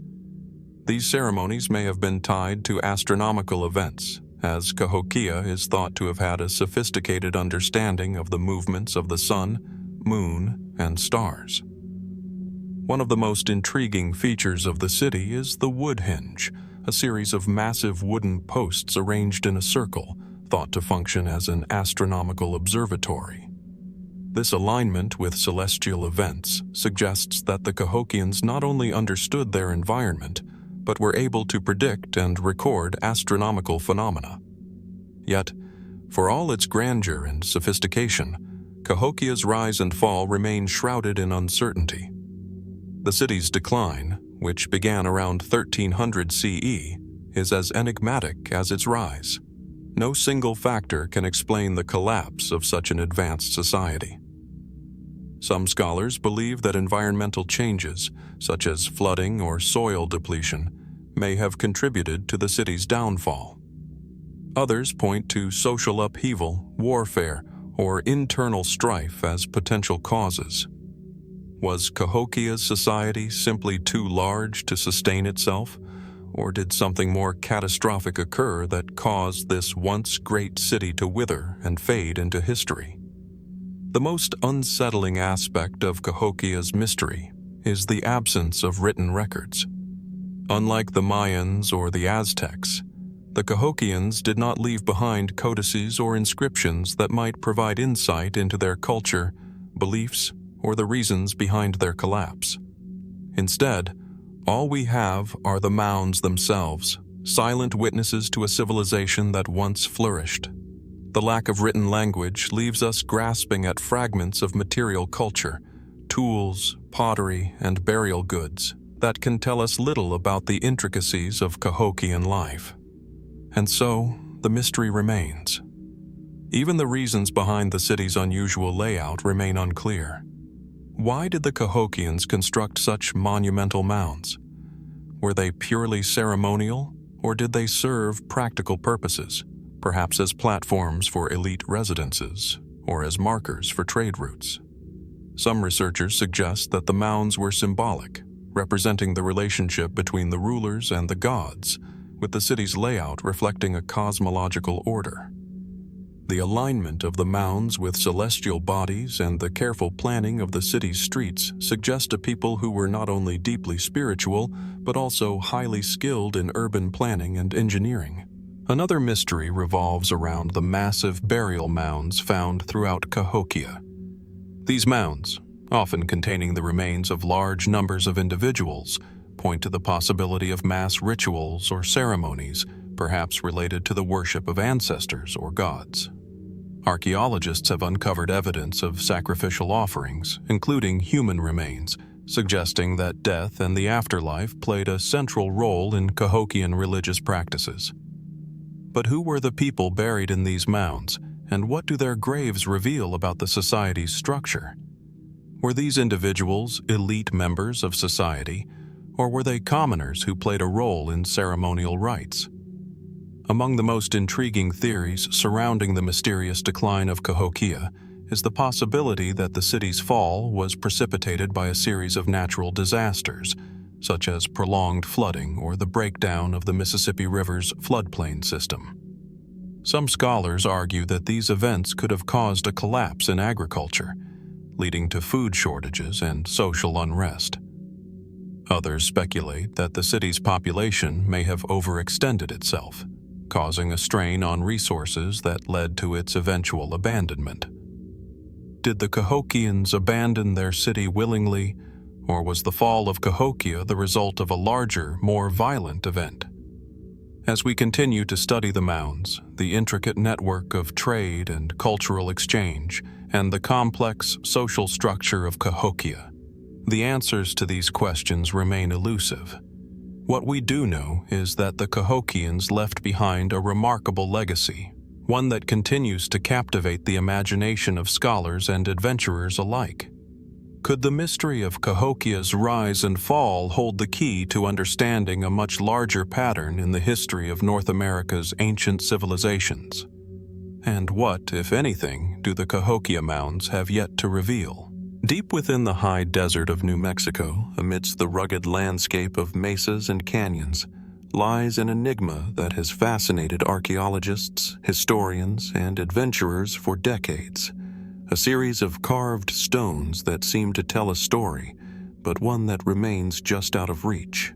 The carvings are scattered across remote sites, often tucked away in hard-to-reach locations, their weathered surfaces etched with intricate symbols, geometric patterns, and strange figures. These stones, seemingly out of place in the otherwise sparse desert, raise questions about who could have left them behind and what knowledge or message they might have carried. The carvings themselves are as varied as they are mysterious. Some depict what appear to be human figures, while others show animals, celestial bodies, and abstract symbols that defy easy interpretation. The stones themselves, made of sandstone and other local materials, range in size from small, palm-sized tablets to larger, monumental slabs. What is most striking about these carvings is not just their sheer variety, but their precision. The lines are remarkably sharp, and many of the shapes are far too intricate to have been produced with rudimentary tools. Whoever made these markings clearly had access to a high level of craftsmanship, raising immediate questions about their identity and their purpose. The location of these stones adds yet another layer to the mystery.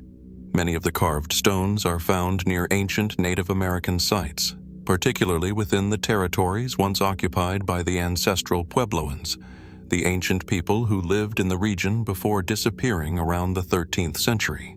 The Chaco Canyon, a vast and complex ceremonial site that also lies within New Mexico, is not far from some of the most significant carvings, which has led some researchers to propose a connection. Could these stones have been created by the same people who built the monumental structures of Chaco Canyon? And if so, what role did these carvings play in the larger cultural and spiritual life of the region? For most of the 20th century, the carvings were largely ignored or dismissed as the work of modern graffiti artists or casual tourists. However, as archaeological work in the region advanced, attention began to shift to the possibility that these markings could have been left by ancient peoples, perhaps long before European settlers ever arrived in the Americas.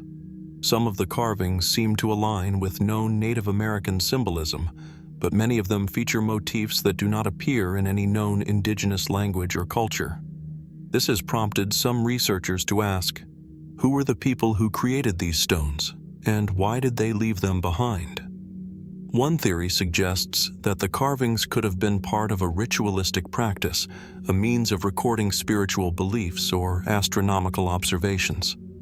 Some of the figures on the stones appear to mimic known celestial bodies, such as the sun and the moon, or constellations such as the Pleiades, an important cluster in the skies of many Native American tribes. The arrangement of some of the carvings seems to follow an organized pattern, almost as if they were intended to track the movement of the stars or mark the passing of the seasons. If this theory is correct, then the stones might represent an early attempt to document the cosmos, a knowledge system that predated other known astronomical traditions. Others have suggested that the carvings could be evidence of trade or cultural exchange between different groups across the Americas. Some of the symbols seem to be in line with similar patterns found in Mesoamerica, particularly among the Olmec and Maya civilizations, raising the possibility of contact between these cultures and the peoples of the southwestern United States. The idea that there could have been extensive trade networks across the Americas involving the exchange of not only goods but also knowledge and symbolism has gained traction in recent years. Did the makers of the carved stones belong to a lost culture that played a part in this broader network? Or were they a unique people, isolated but sophisticated in their own right? Then there is the speculative theory, one that has captured the imagination of many, that these stones might not be the work of any known human civilization at all, but the creation of extraterrestrial visitors. This theory suggests that the advanced geometry and unusual shapes of the carvings point to a non-human intelligence that left behind a message for future generations. Proponents of this idea point to the presence of symbols and shapes that appear to be too complex to have been made with the tools available to ancient civilizations. While mainstream scholars reject this theory, it remains a persistent part of the lore surrounding the stones. In more recent years, technological advancements have allowed for more detailed analysis of the carvings. Experts have used digital mapping and 3D imaging to create highly detailed representations of the stones, which have revealed even more intriguing features. Some stones appear to have been carved using advanced tools, ones that were previously thought to be unavailable to ancient cultures in North America. Others show signs of weathering that suggest the carvings have been exposed to the elements for hundreds, if not thousands, of years. Despite these efforts, the exact purpose and origin of the carved stones remain elusive. Were they created for ceremonial purposes? Were they part of a system of written language, or perhaps a form of symbolic communication? Or were they intended to convey a message that remains incomprehensible to modern minds? The lack of a clear cultural or historical context only deepens the mystery. As we stand before these ancient stones, weathered by centuries of wind and rain, the questions continue to mount. The stones themselves remain silent, offering up no direct answers. Yet, their presence, so deliberate, so intricate, reminds us that there is much we still do not understand about the ancient peoples who once called this land home. Could these carvings be part of a long-lost tradition, an advanced knowledge system that has been erased by time? Or are they simply a glimpse into a culture whose story is yet to be told?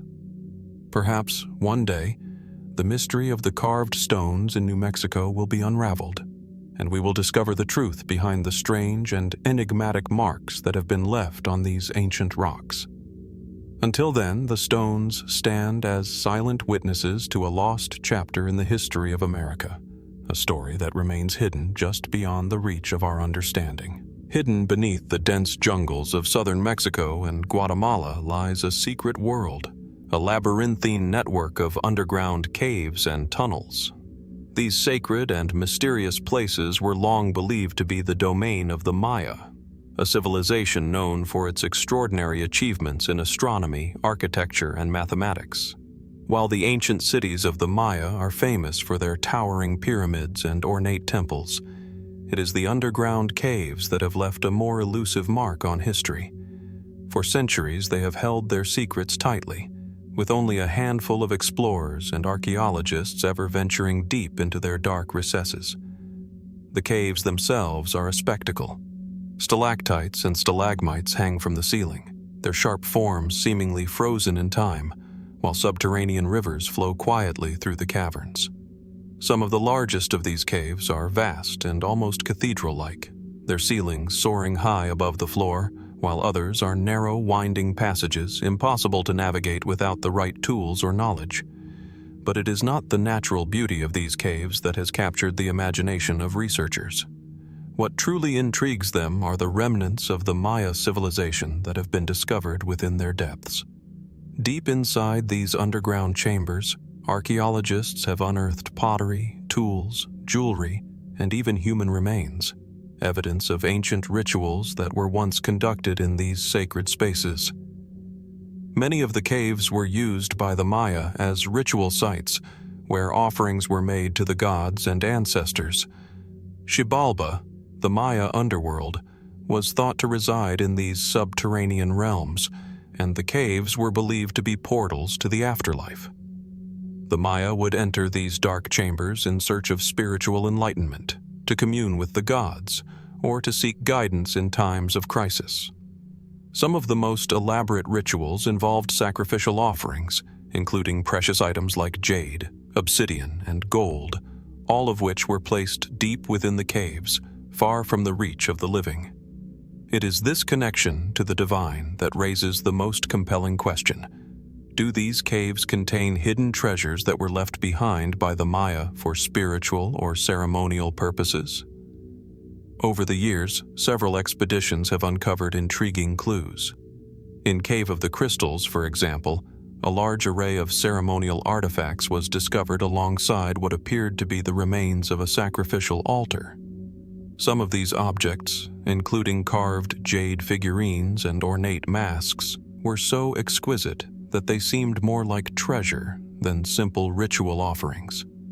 But were these treasures merely symbolic? Or could they be the remnants of something greater, something lost to history? One particularly fascinating discovery took place in the Sac-Actun cave system in Mexico's Yucatan Peninsula, one of the largest and most complex cave networks known to the Maya. Inside these dark chambers, archaeologists uncovered an array of precious jewelry, including necklaces made of turquoise and jade, as well as a number of ceremonial vessels. These artifacts were unlike any others found in the region, suggesting they may have had special significance.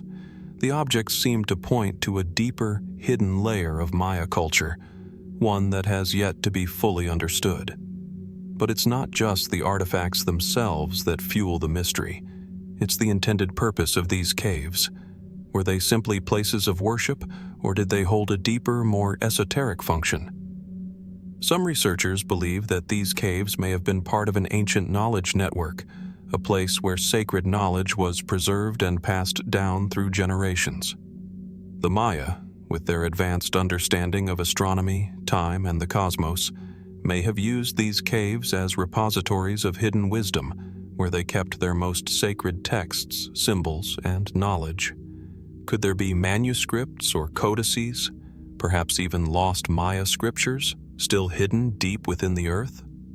Another theory posits that these underground spaces could have been used to conceal the most valuable treasures of the Maya, objects of immense cultural or spiritual importance that were hidden during times of crisis, such as invasions or internal conflict. The Maya were known to bury their treasures, but could it be that the treasures were never recovered? If such a treasure still exists, what might it contain? Could it be the key to understanding a lost chapter of Maya history? The legend of hidden treasures in these caves has drawn treasure hunters, adventurers, and even conspiracy theorists, all eager to uncover what might lie within. Some have speculated that the Maya did not merely hide their wealth, but concealed it with intent, perhaps as a form of protection or legacy to ensure that it would only be found by those deemed worthy. Others argue that the treasures might not be physical at all, but spiritual, tied to the hidden knowledge of the Maya, preserved for future generations. Yet, the deeper you venture into the caves, the more elusive the answers become. What is clear is that the Maya, like many ancient cultures, had a deep connection to the earth and its mysteries. The caves were not simply places to bury their dead. They were places of transformation, where life and death, the physical and spiritual, converged. As researchers continue to explore the labyrinths of the Maya underground caves, the question remains: what else could be hidden in their shadowy depths? The treasures of the Maya, whether material or immaterial, may have remained safely tucked away for centuries. But for how much longer? In the coming years, as modern technology allows us to map and explore these caves with greater precision, new discoveries may reveal answers to questions we've long pondered. Until then, the mystery endures, and the treasures, real or imagined, remain buried in the dark recesses of the Maya's underworld. Nestled within the vast and often desolate landscapes of North America are ancient sites that have baffled historians, archaeologists, and astronomers alike. These places, some still hidden beneath the earth, others exposed to the elements for centuries, reveal evidence of an extraordinary knowledge of the skies.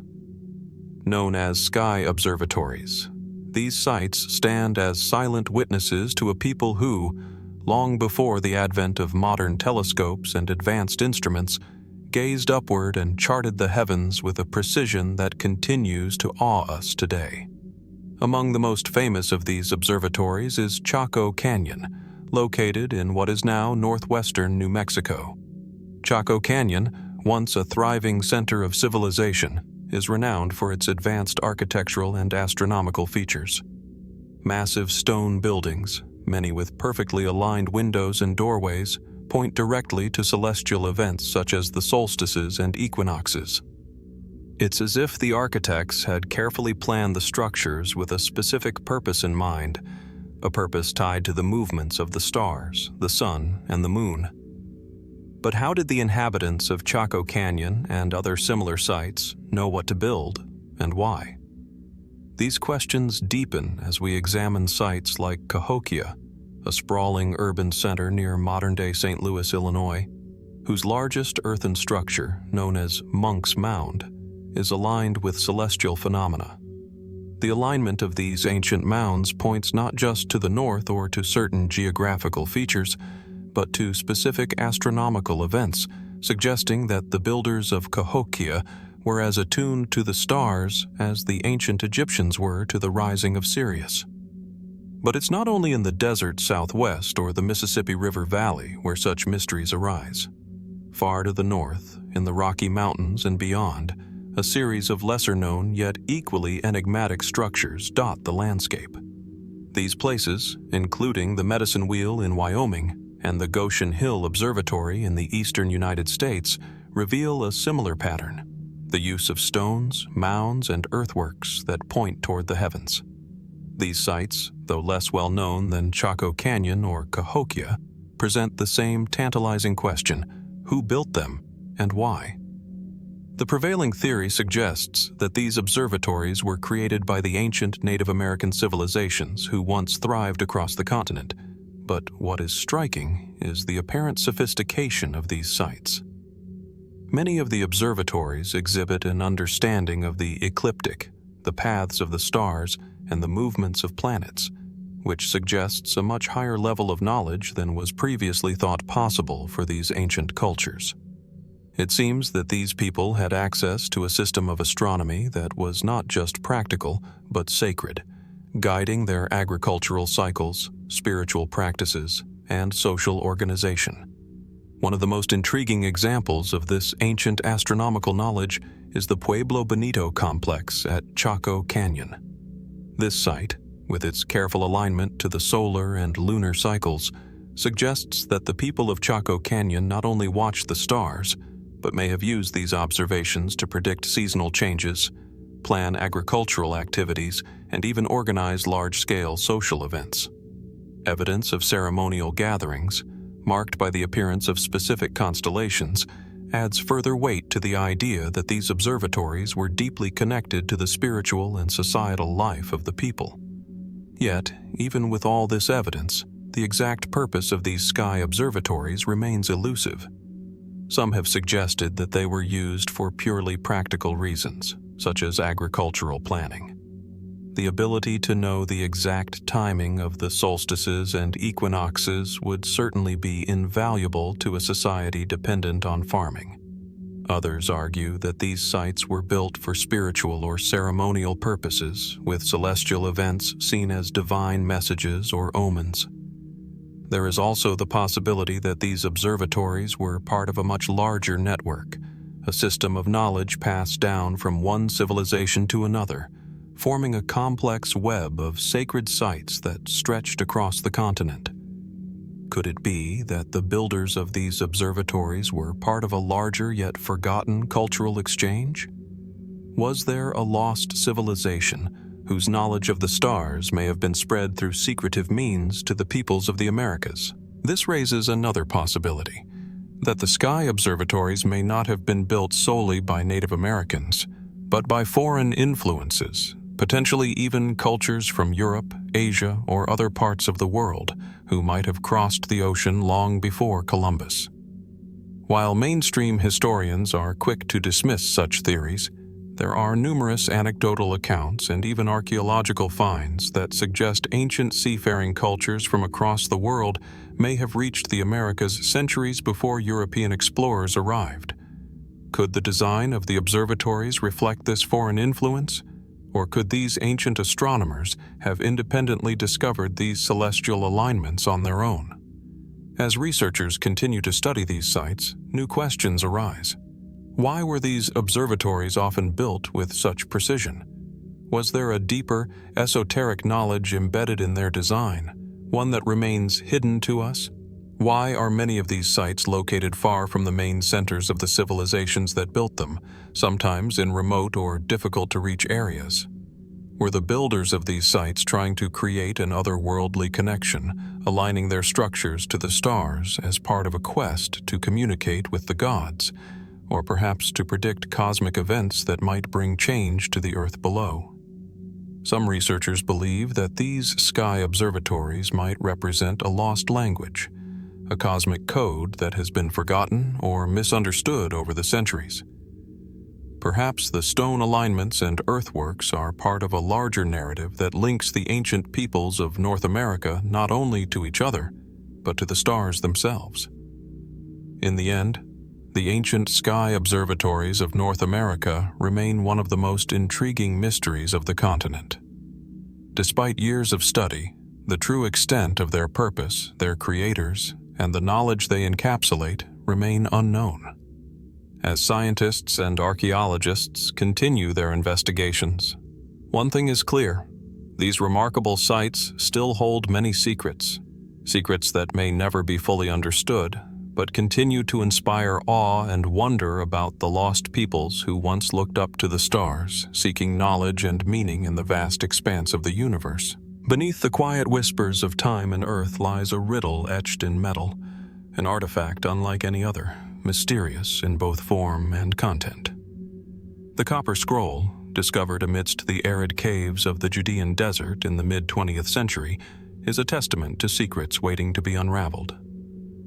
Unlike the other Dead Sea Scrolls written on fragile parchment or papyrus, this scroll is made of thin, pliable copper sheets, carefully inscribed with an enigmatic list that hints at hidden treasures buried deep within ancient lands. The scroll's text is a catalog, coordinates and descriptions pointing to vast stores of gold, silver, and precious artifacts concealed in caves, tombs, and underground chambers. But what makes the Copper Scroll so perplexing is not just the treasure it describes, but the fact that, to this day, none of these riches have been conclusively found. Who wrote this scroll?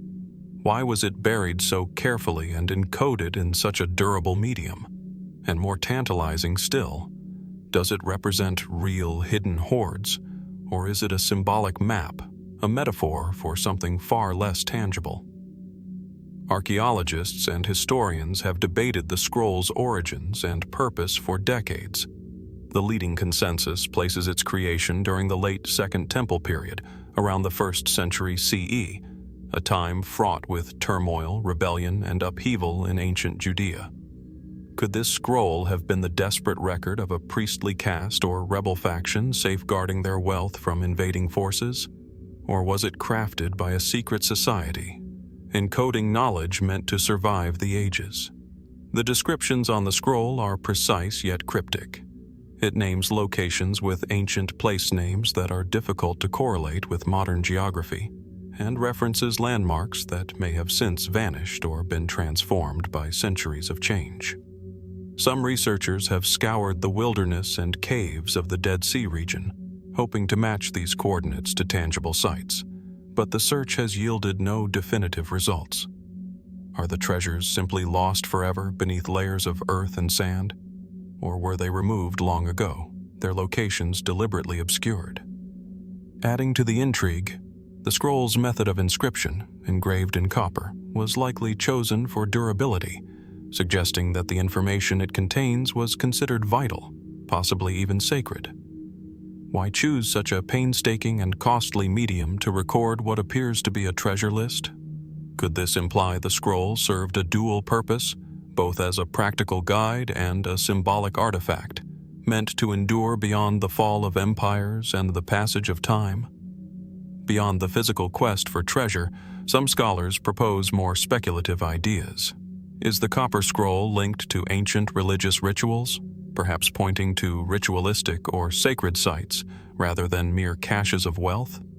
Could it be a coded message, hiding knowledge meant only for the initiated, or a warning about dangers associated with the locations it describes. The scroll also invites questions about the cultural and political climate of its era. Was it a secret legacy from a vanished elite trying to preserve their heritage, or a last desperate hope to recover lost fortunes amid societal collapse?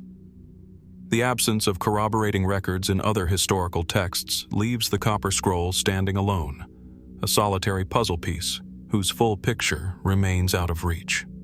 Modern technology has offered some new avenues for exploration: satellite imagery, ground-penetrating radar, and chemical analysis of the copper itself. But the mystery endures. Each expedition, fueled by the scroll's cryptic clues, either deepens the enigma or leads to dead ends. Yet, the allure of discovering a tangible connection to an ancient past, a cache of priceless artifacts that could rewrite history, continues to captivate researchers and dreamers alike. What if the treasures described are not physical riches but metaphorical, representing spiritual wealth or knowledge buried in the layers of human history? Could the copper scroll be a bridge between the tangible and the intangible, a message meant to endure beyond gold and silver? As we ponder the significance of this ancient copper record, we are reminded that some mysteries resist resolution, not out of neglect, but because they challenge our understanding of history itself. The copper scroll remains a silent guardian of secrets, inviting us to question what lies beneath the surface of our known world, and what truths might still await discovery in the shadows of time. High in the mist-shrouded mountains of Peru, nestled between the deep valleys and towering peaks, lie the remnants of a civilization once known as the Chachapoya, warriors of the clouds. Their kingdom, isolated in the cloud forests of the Amazon basin, remains one of the most mysterious cultures of pre-Columbian South America. Their ancient stone structures, elaborate burial sites, and fortresses perched on seemingly unreachable cliffs tell of a people who lived in harmony with the rugged environment, but whose fate has been largely obscured by time.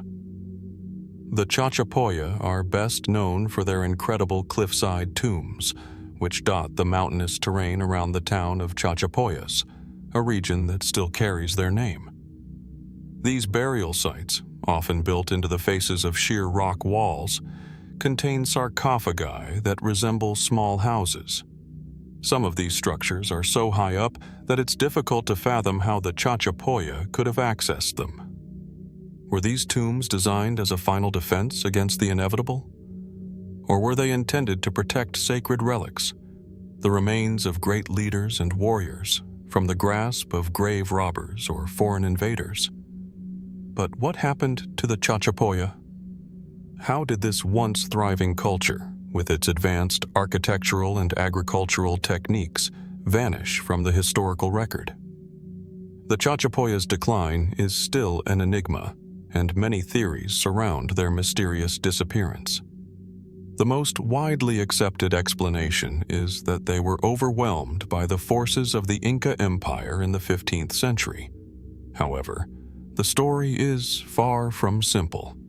When the Inca arrived in the region, they found a well-organized and fiercely independent people who had lived in these remote highlands for centuries. The Chachapoya were skilled farmers, growing crops in the fertile valleys, and they constructed impressive fortifications such as the fortress of Cuelap, a massive complex of stone buildings that still stands today, reminiscent of Inca-style architecture, but on an even grander scale.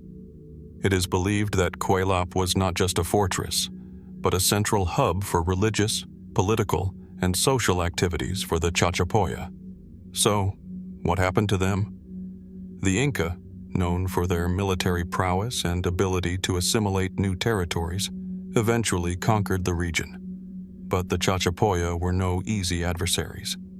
Some historians suggest that the Inca may have seen them as a threat to their empire and sought to eliminate or subjugate them.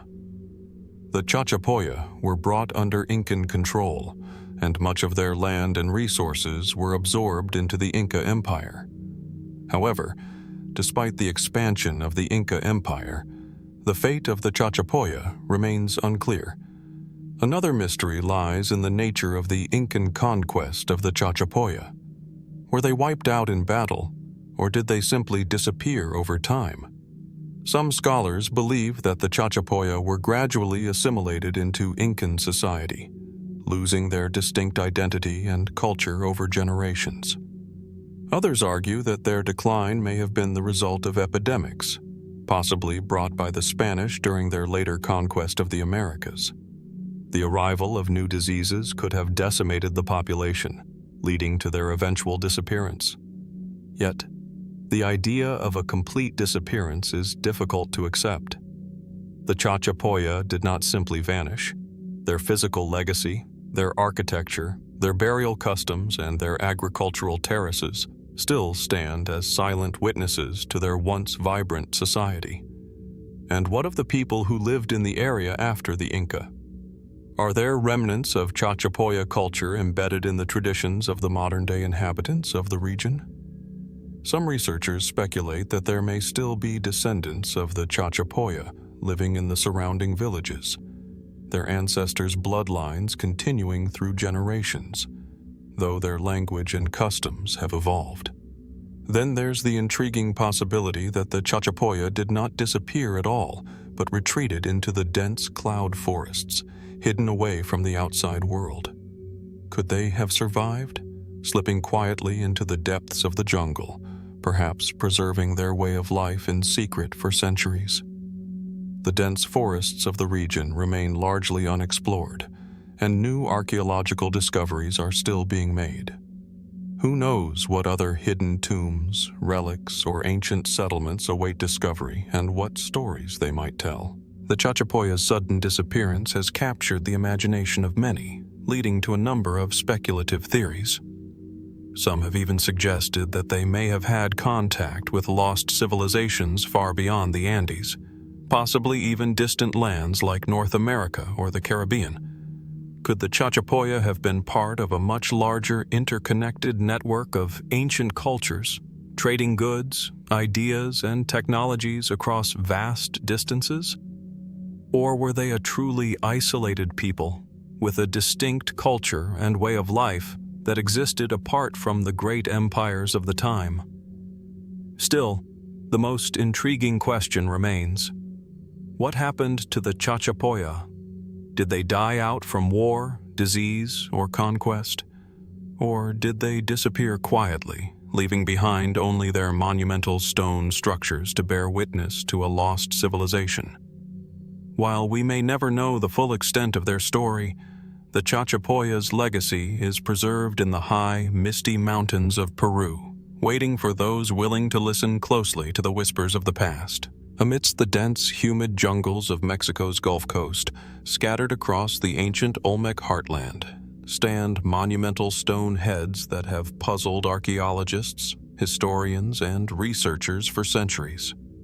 These colossal basalt heads, each weighing several tons, are one of the most iconic and enigmatic remnants of the Olmec civilization, considered by many to be the mother culture of Mesoamerica.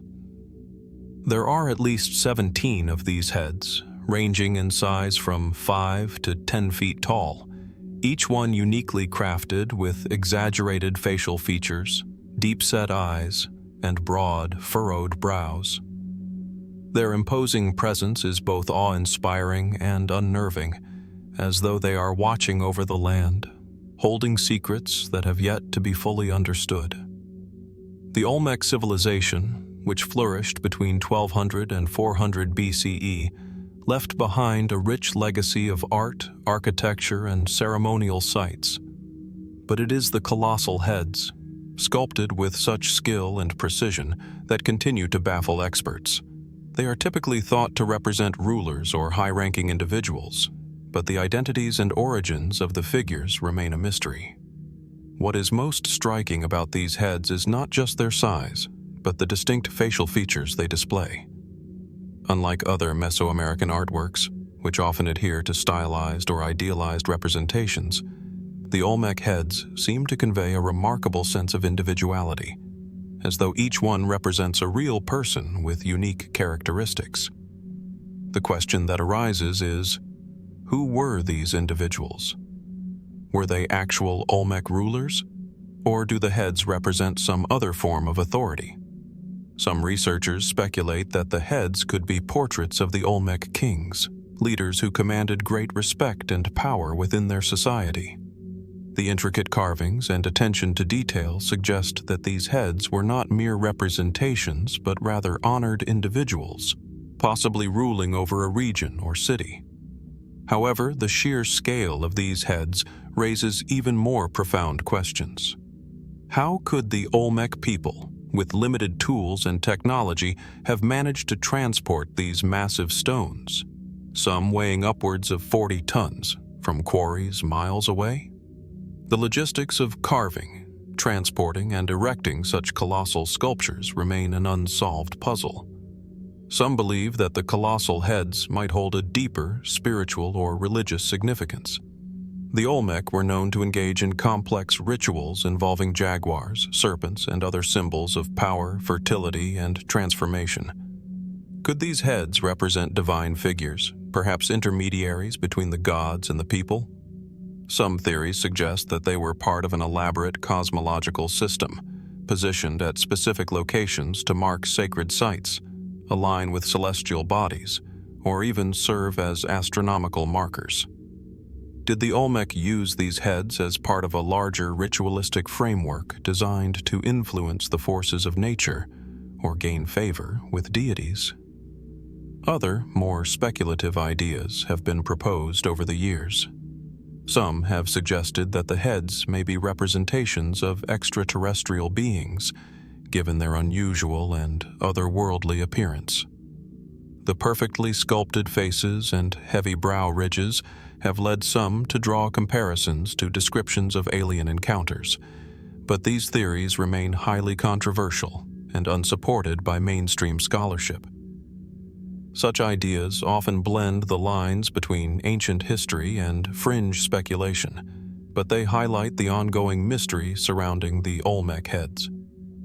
Could these monuments serve as a testament to an advanced civilization with knowledge lost to time?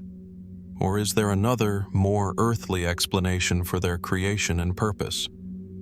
The Olmec civilization, with its mysterious disappearance around 400 BCE, adds another layer of intrigue to the puzzle of the colossal heads.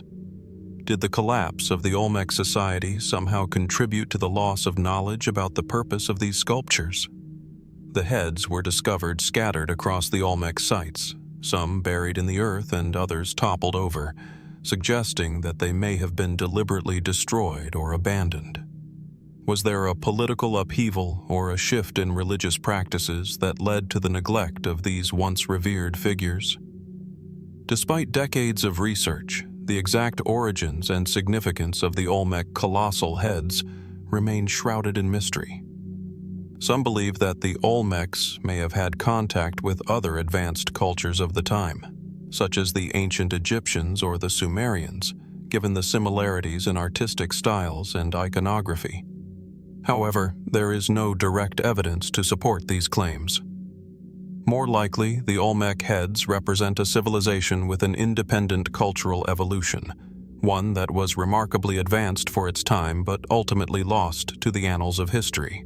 Yet, even as scholars continue to debate their origins and meaning, the heads stand as enduring symbols of the Olmec civilization, silent witnesses to a forgotten past. Their mystery persists, not just as physical relics, but as gateways to a deeper understanding of an ancient people who left behind no written records. What knowledge did the Olmecs possess that has been lost to time? Were these heads meant to honor leaders, gods, or celestial forces? And why did they go to such immense effort to create them, using tools and methods that seem so primitive by modern standards? The questions surrounding the Olmec colossal heads remain open, inviting further exploration and speculation. What secrets do these imposing stone faces still hold? Could there be more hidden beneath the earth, waiting to be discovered? Or are we simply looking at the fragments of a culture whose true story will never be fully understood?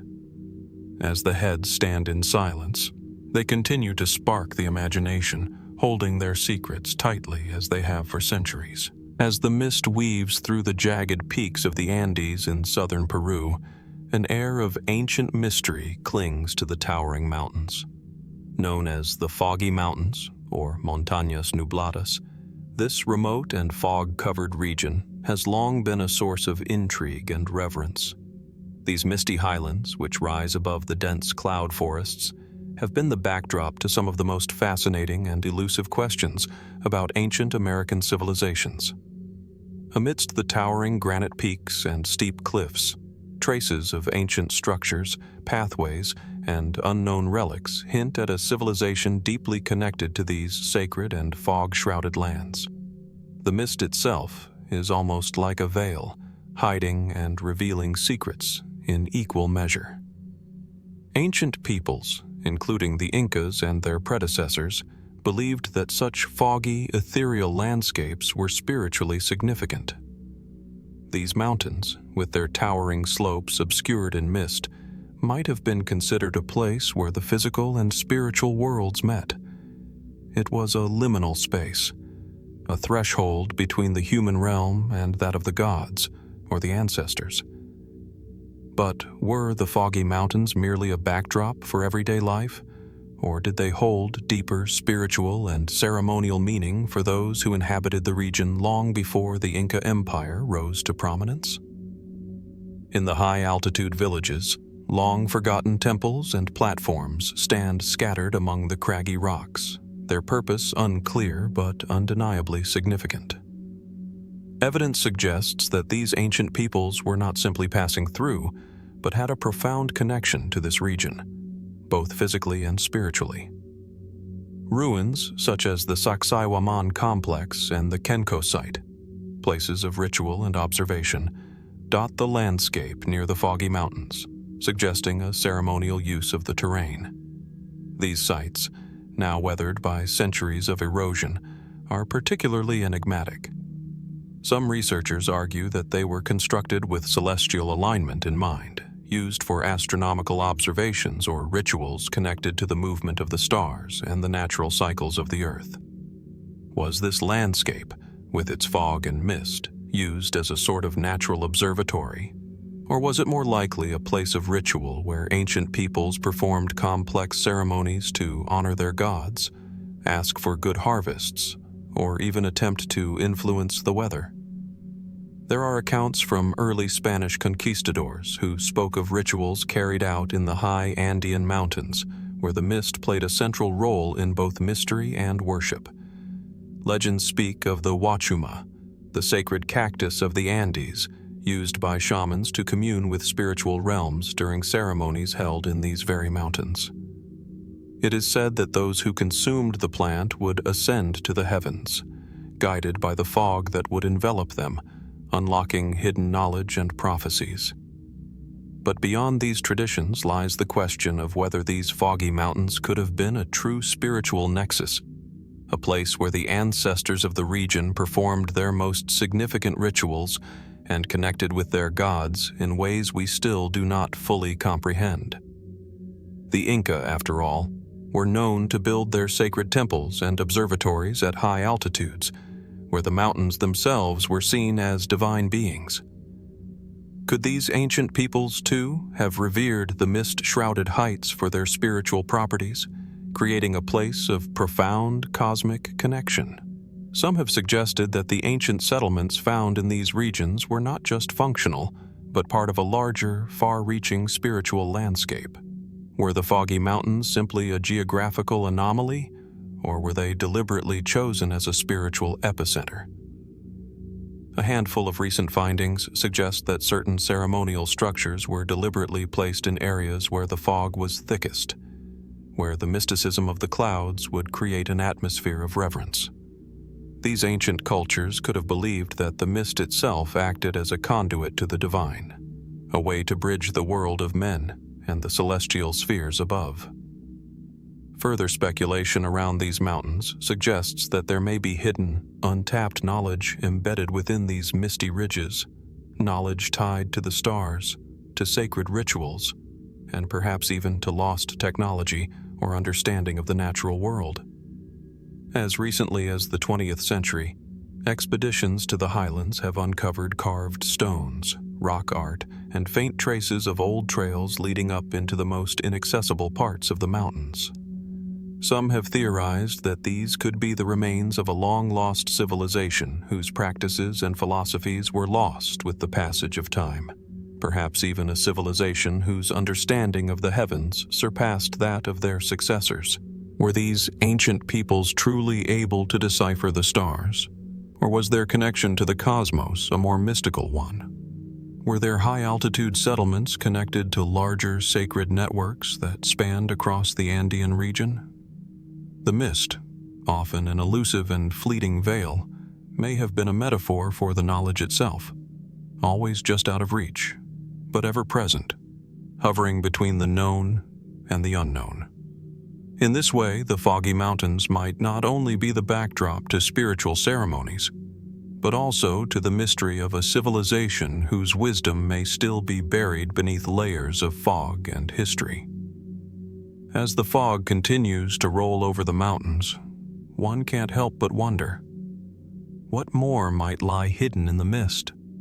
What secrets, lost to time, might still be waiting to be discovered, preserved in the silence of the high Andean peaks?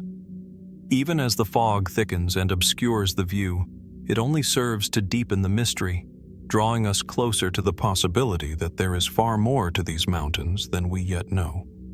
And perhaps, as we peer through the veil of time, the Foggy Mountains will continue to guard their secrets, waiting for the right moment to reveal them. In the rugged and remote expanse of northern Mexico lies a land of both stunning beauty and haunting mystery. The Copper Canyons, Barrancas del Cobre, carve through the Sierra Madre Occidental mountain range, an unforgiving landscape where towering cliffs and deep ravines form a labyrinth of isolated valleys.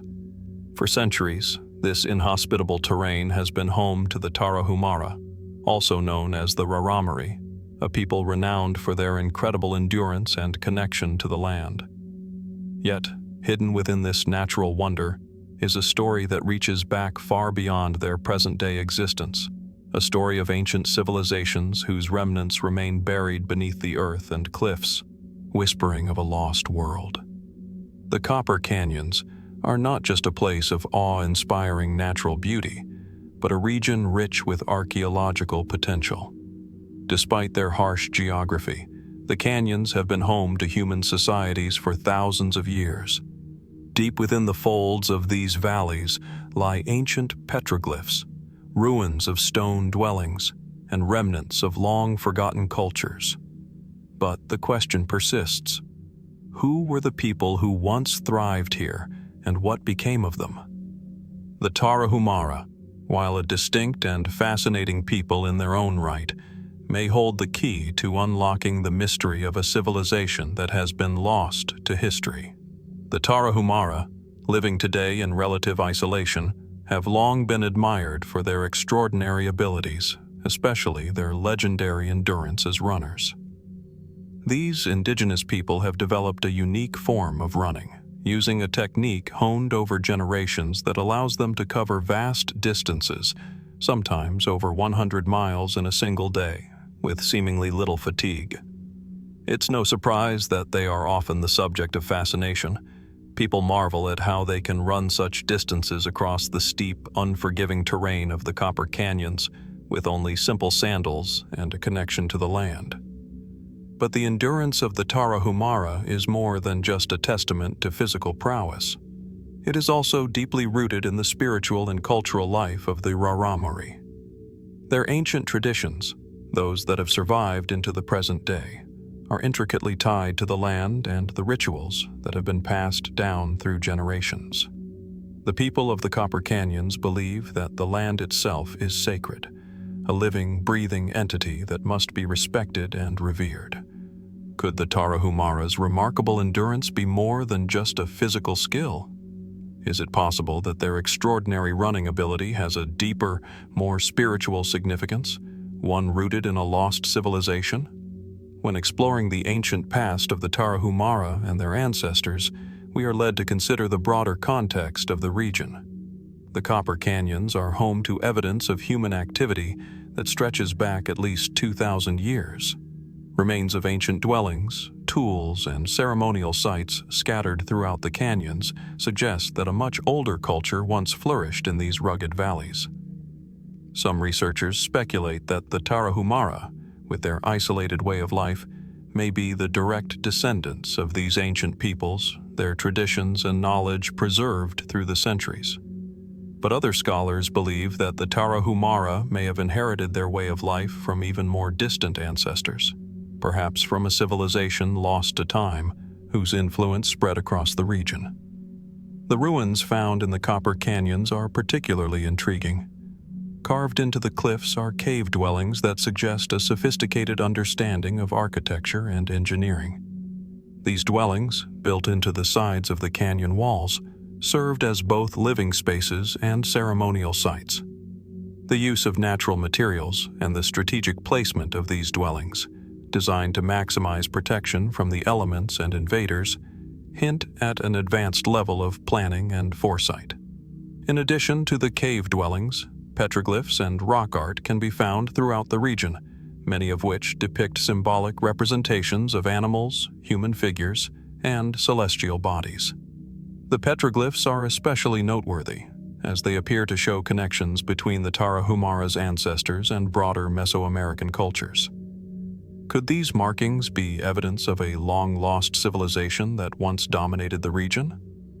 Or do they point to something even older, perhaps a forgotten people whose influence has long since faded? As we delve deeper into the mystery, the question arises: who were these ancient inhabitants of the Copper Canyons, and what happened to them? One theory suggests that the ancestors of the Tarahumara were once part of a much larger civilization that spanned across the region.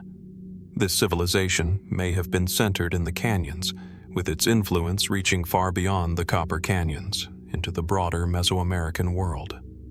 The evidence for this theory lies not only in the ancient structures and artifacts found in the region, but also in the striking similarities between the Tarahumara's practices and those of other ancient cultures in Mesoamerica, such as the Olmec and the Zapotec. Could the Tarahumara be the direct descendants of a lost civilization that predates even the Maya? Some researchers believe that the Tarahumara's remarkable endurance and connection to the land are the result of centuries of refinement, their customs and traditions passed down from a much older, more advanced culture. Could the running rituals of the Tarahumara be echoes of an ancient spiritual practice that was once shared by many different peoples across Mesoamerica? And if so, what knowledge did these people possess, and why has it been largely forgotten? While mainstream archaeology points to a slow evolution of the Tarahumara from earlier groups, the possibility remains that some deeper connection exists between the Raramuri and the lost civilization of the Copper Canyons. Is it possible that there are still secrets buried beneath the land, waiting to be discovered? Could there be hidden temples, sacred sites, or forgotten scrolls that hold the key to understanding the culture and knowledge of the ancient people who once inhabited these remote valleys?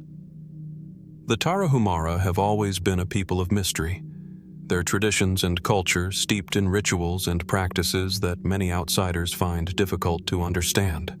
But the more we explore the Copper Canyons, the more we are reminded that there is still much we do not know about the past.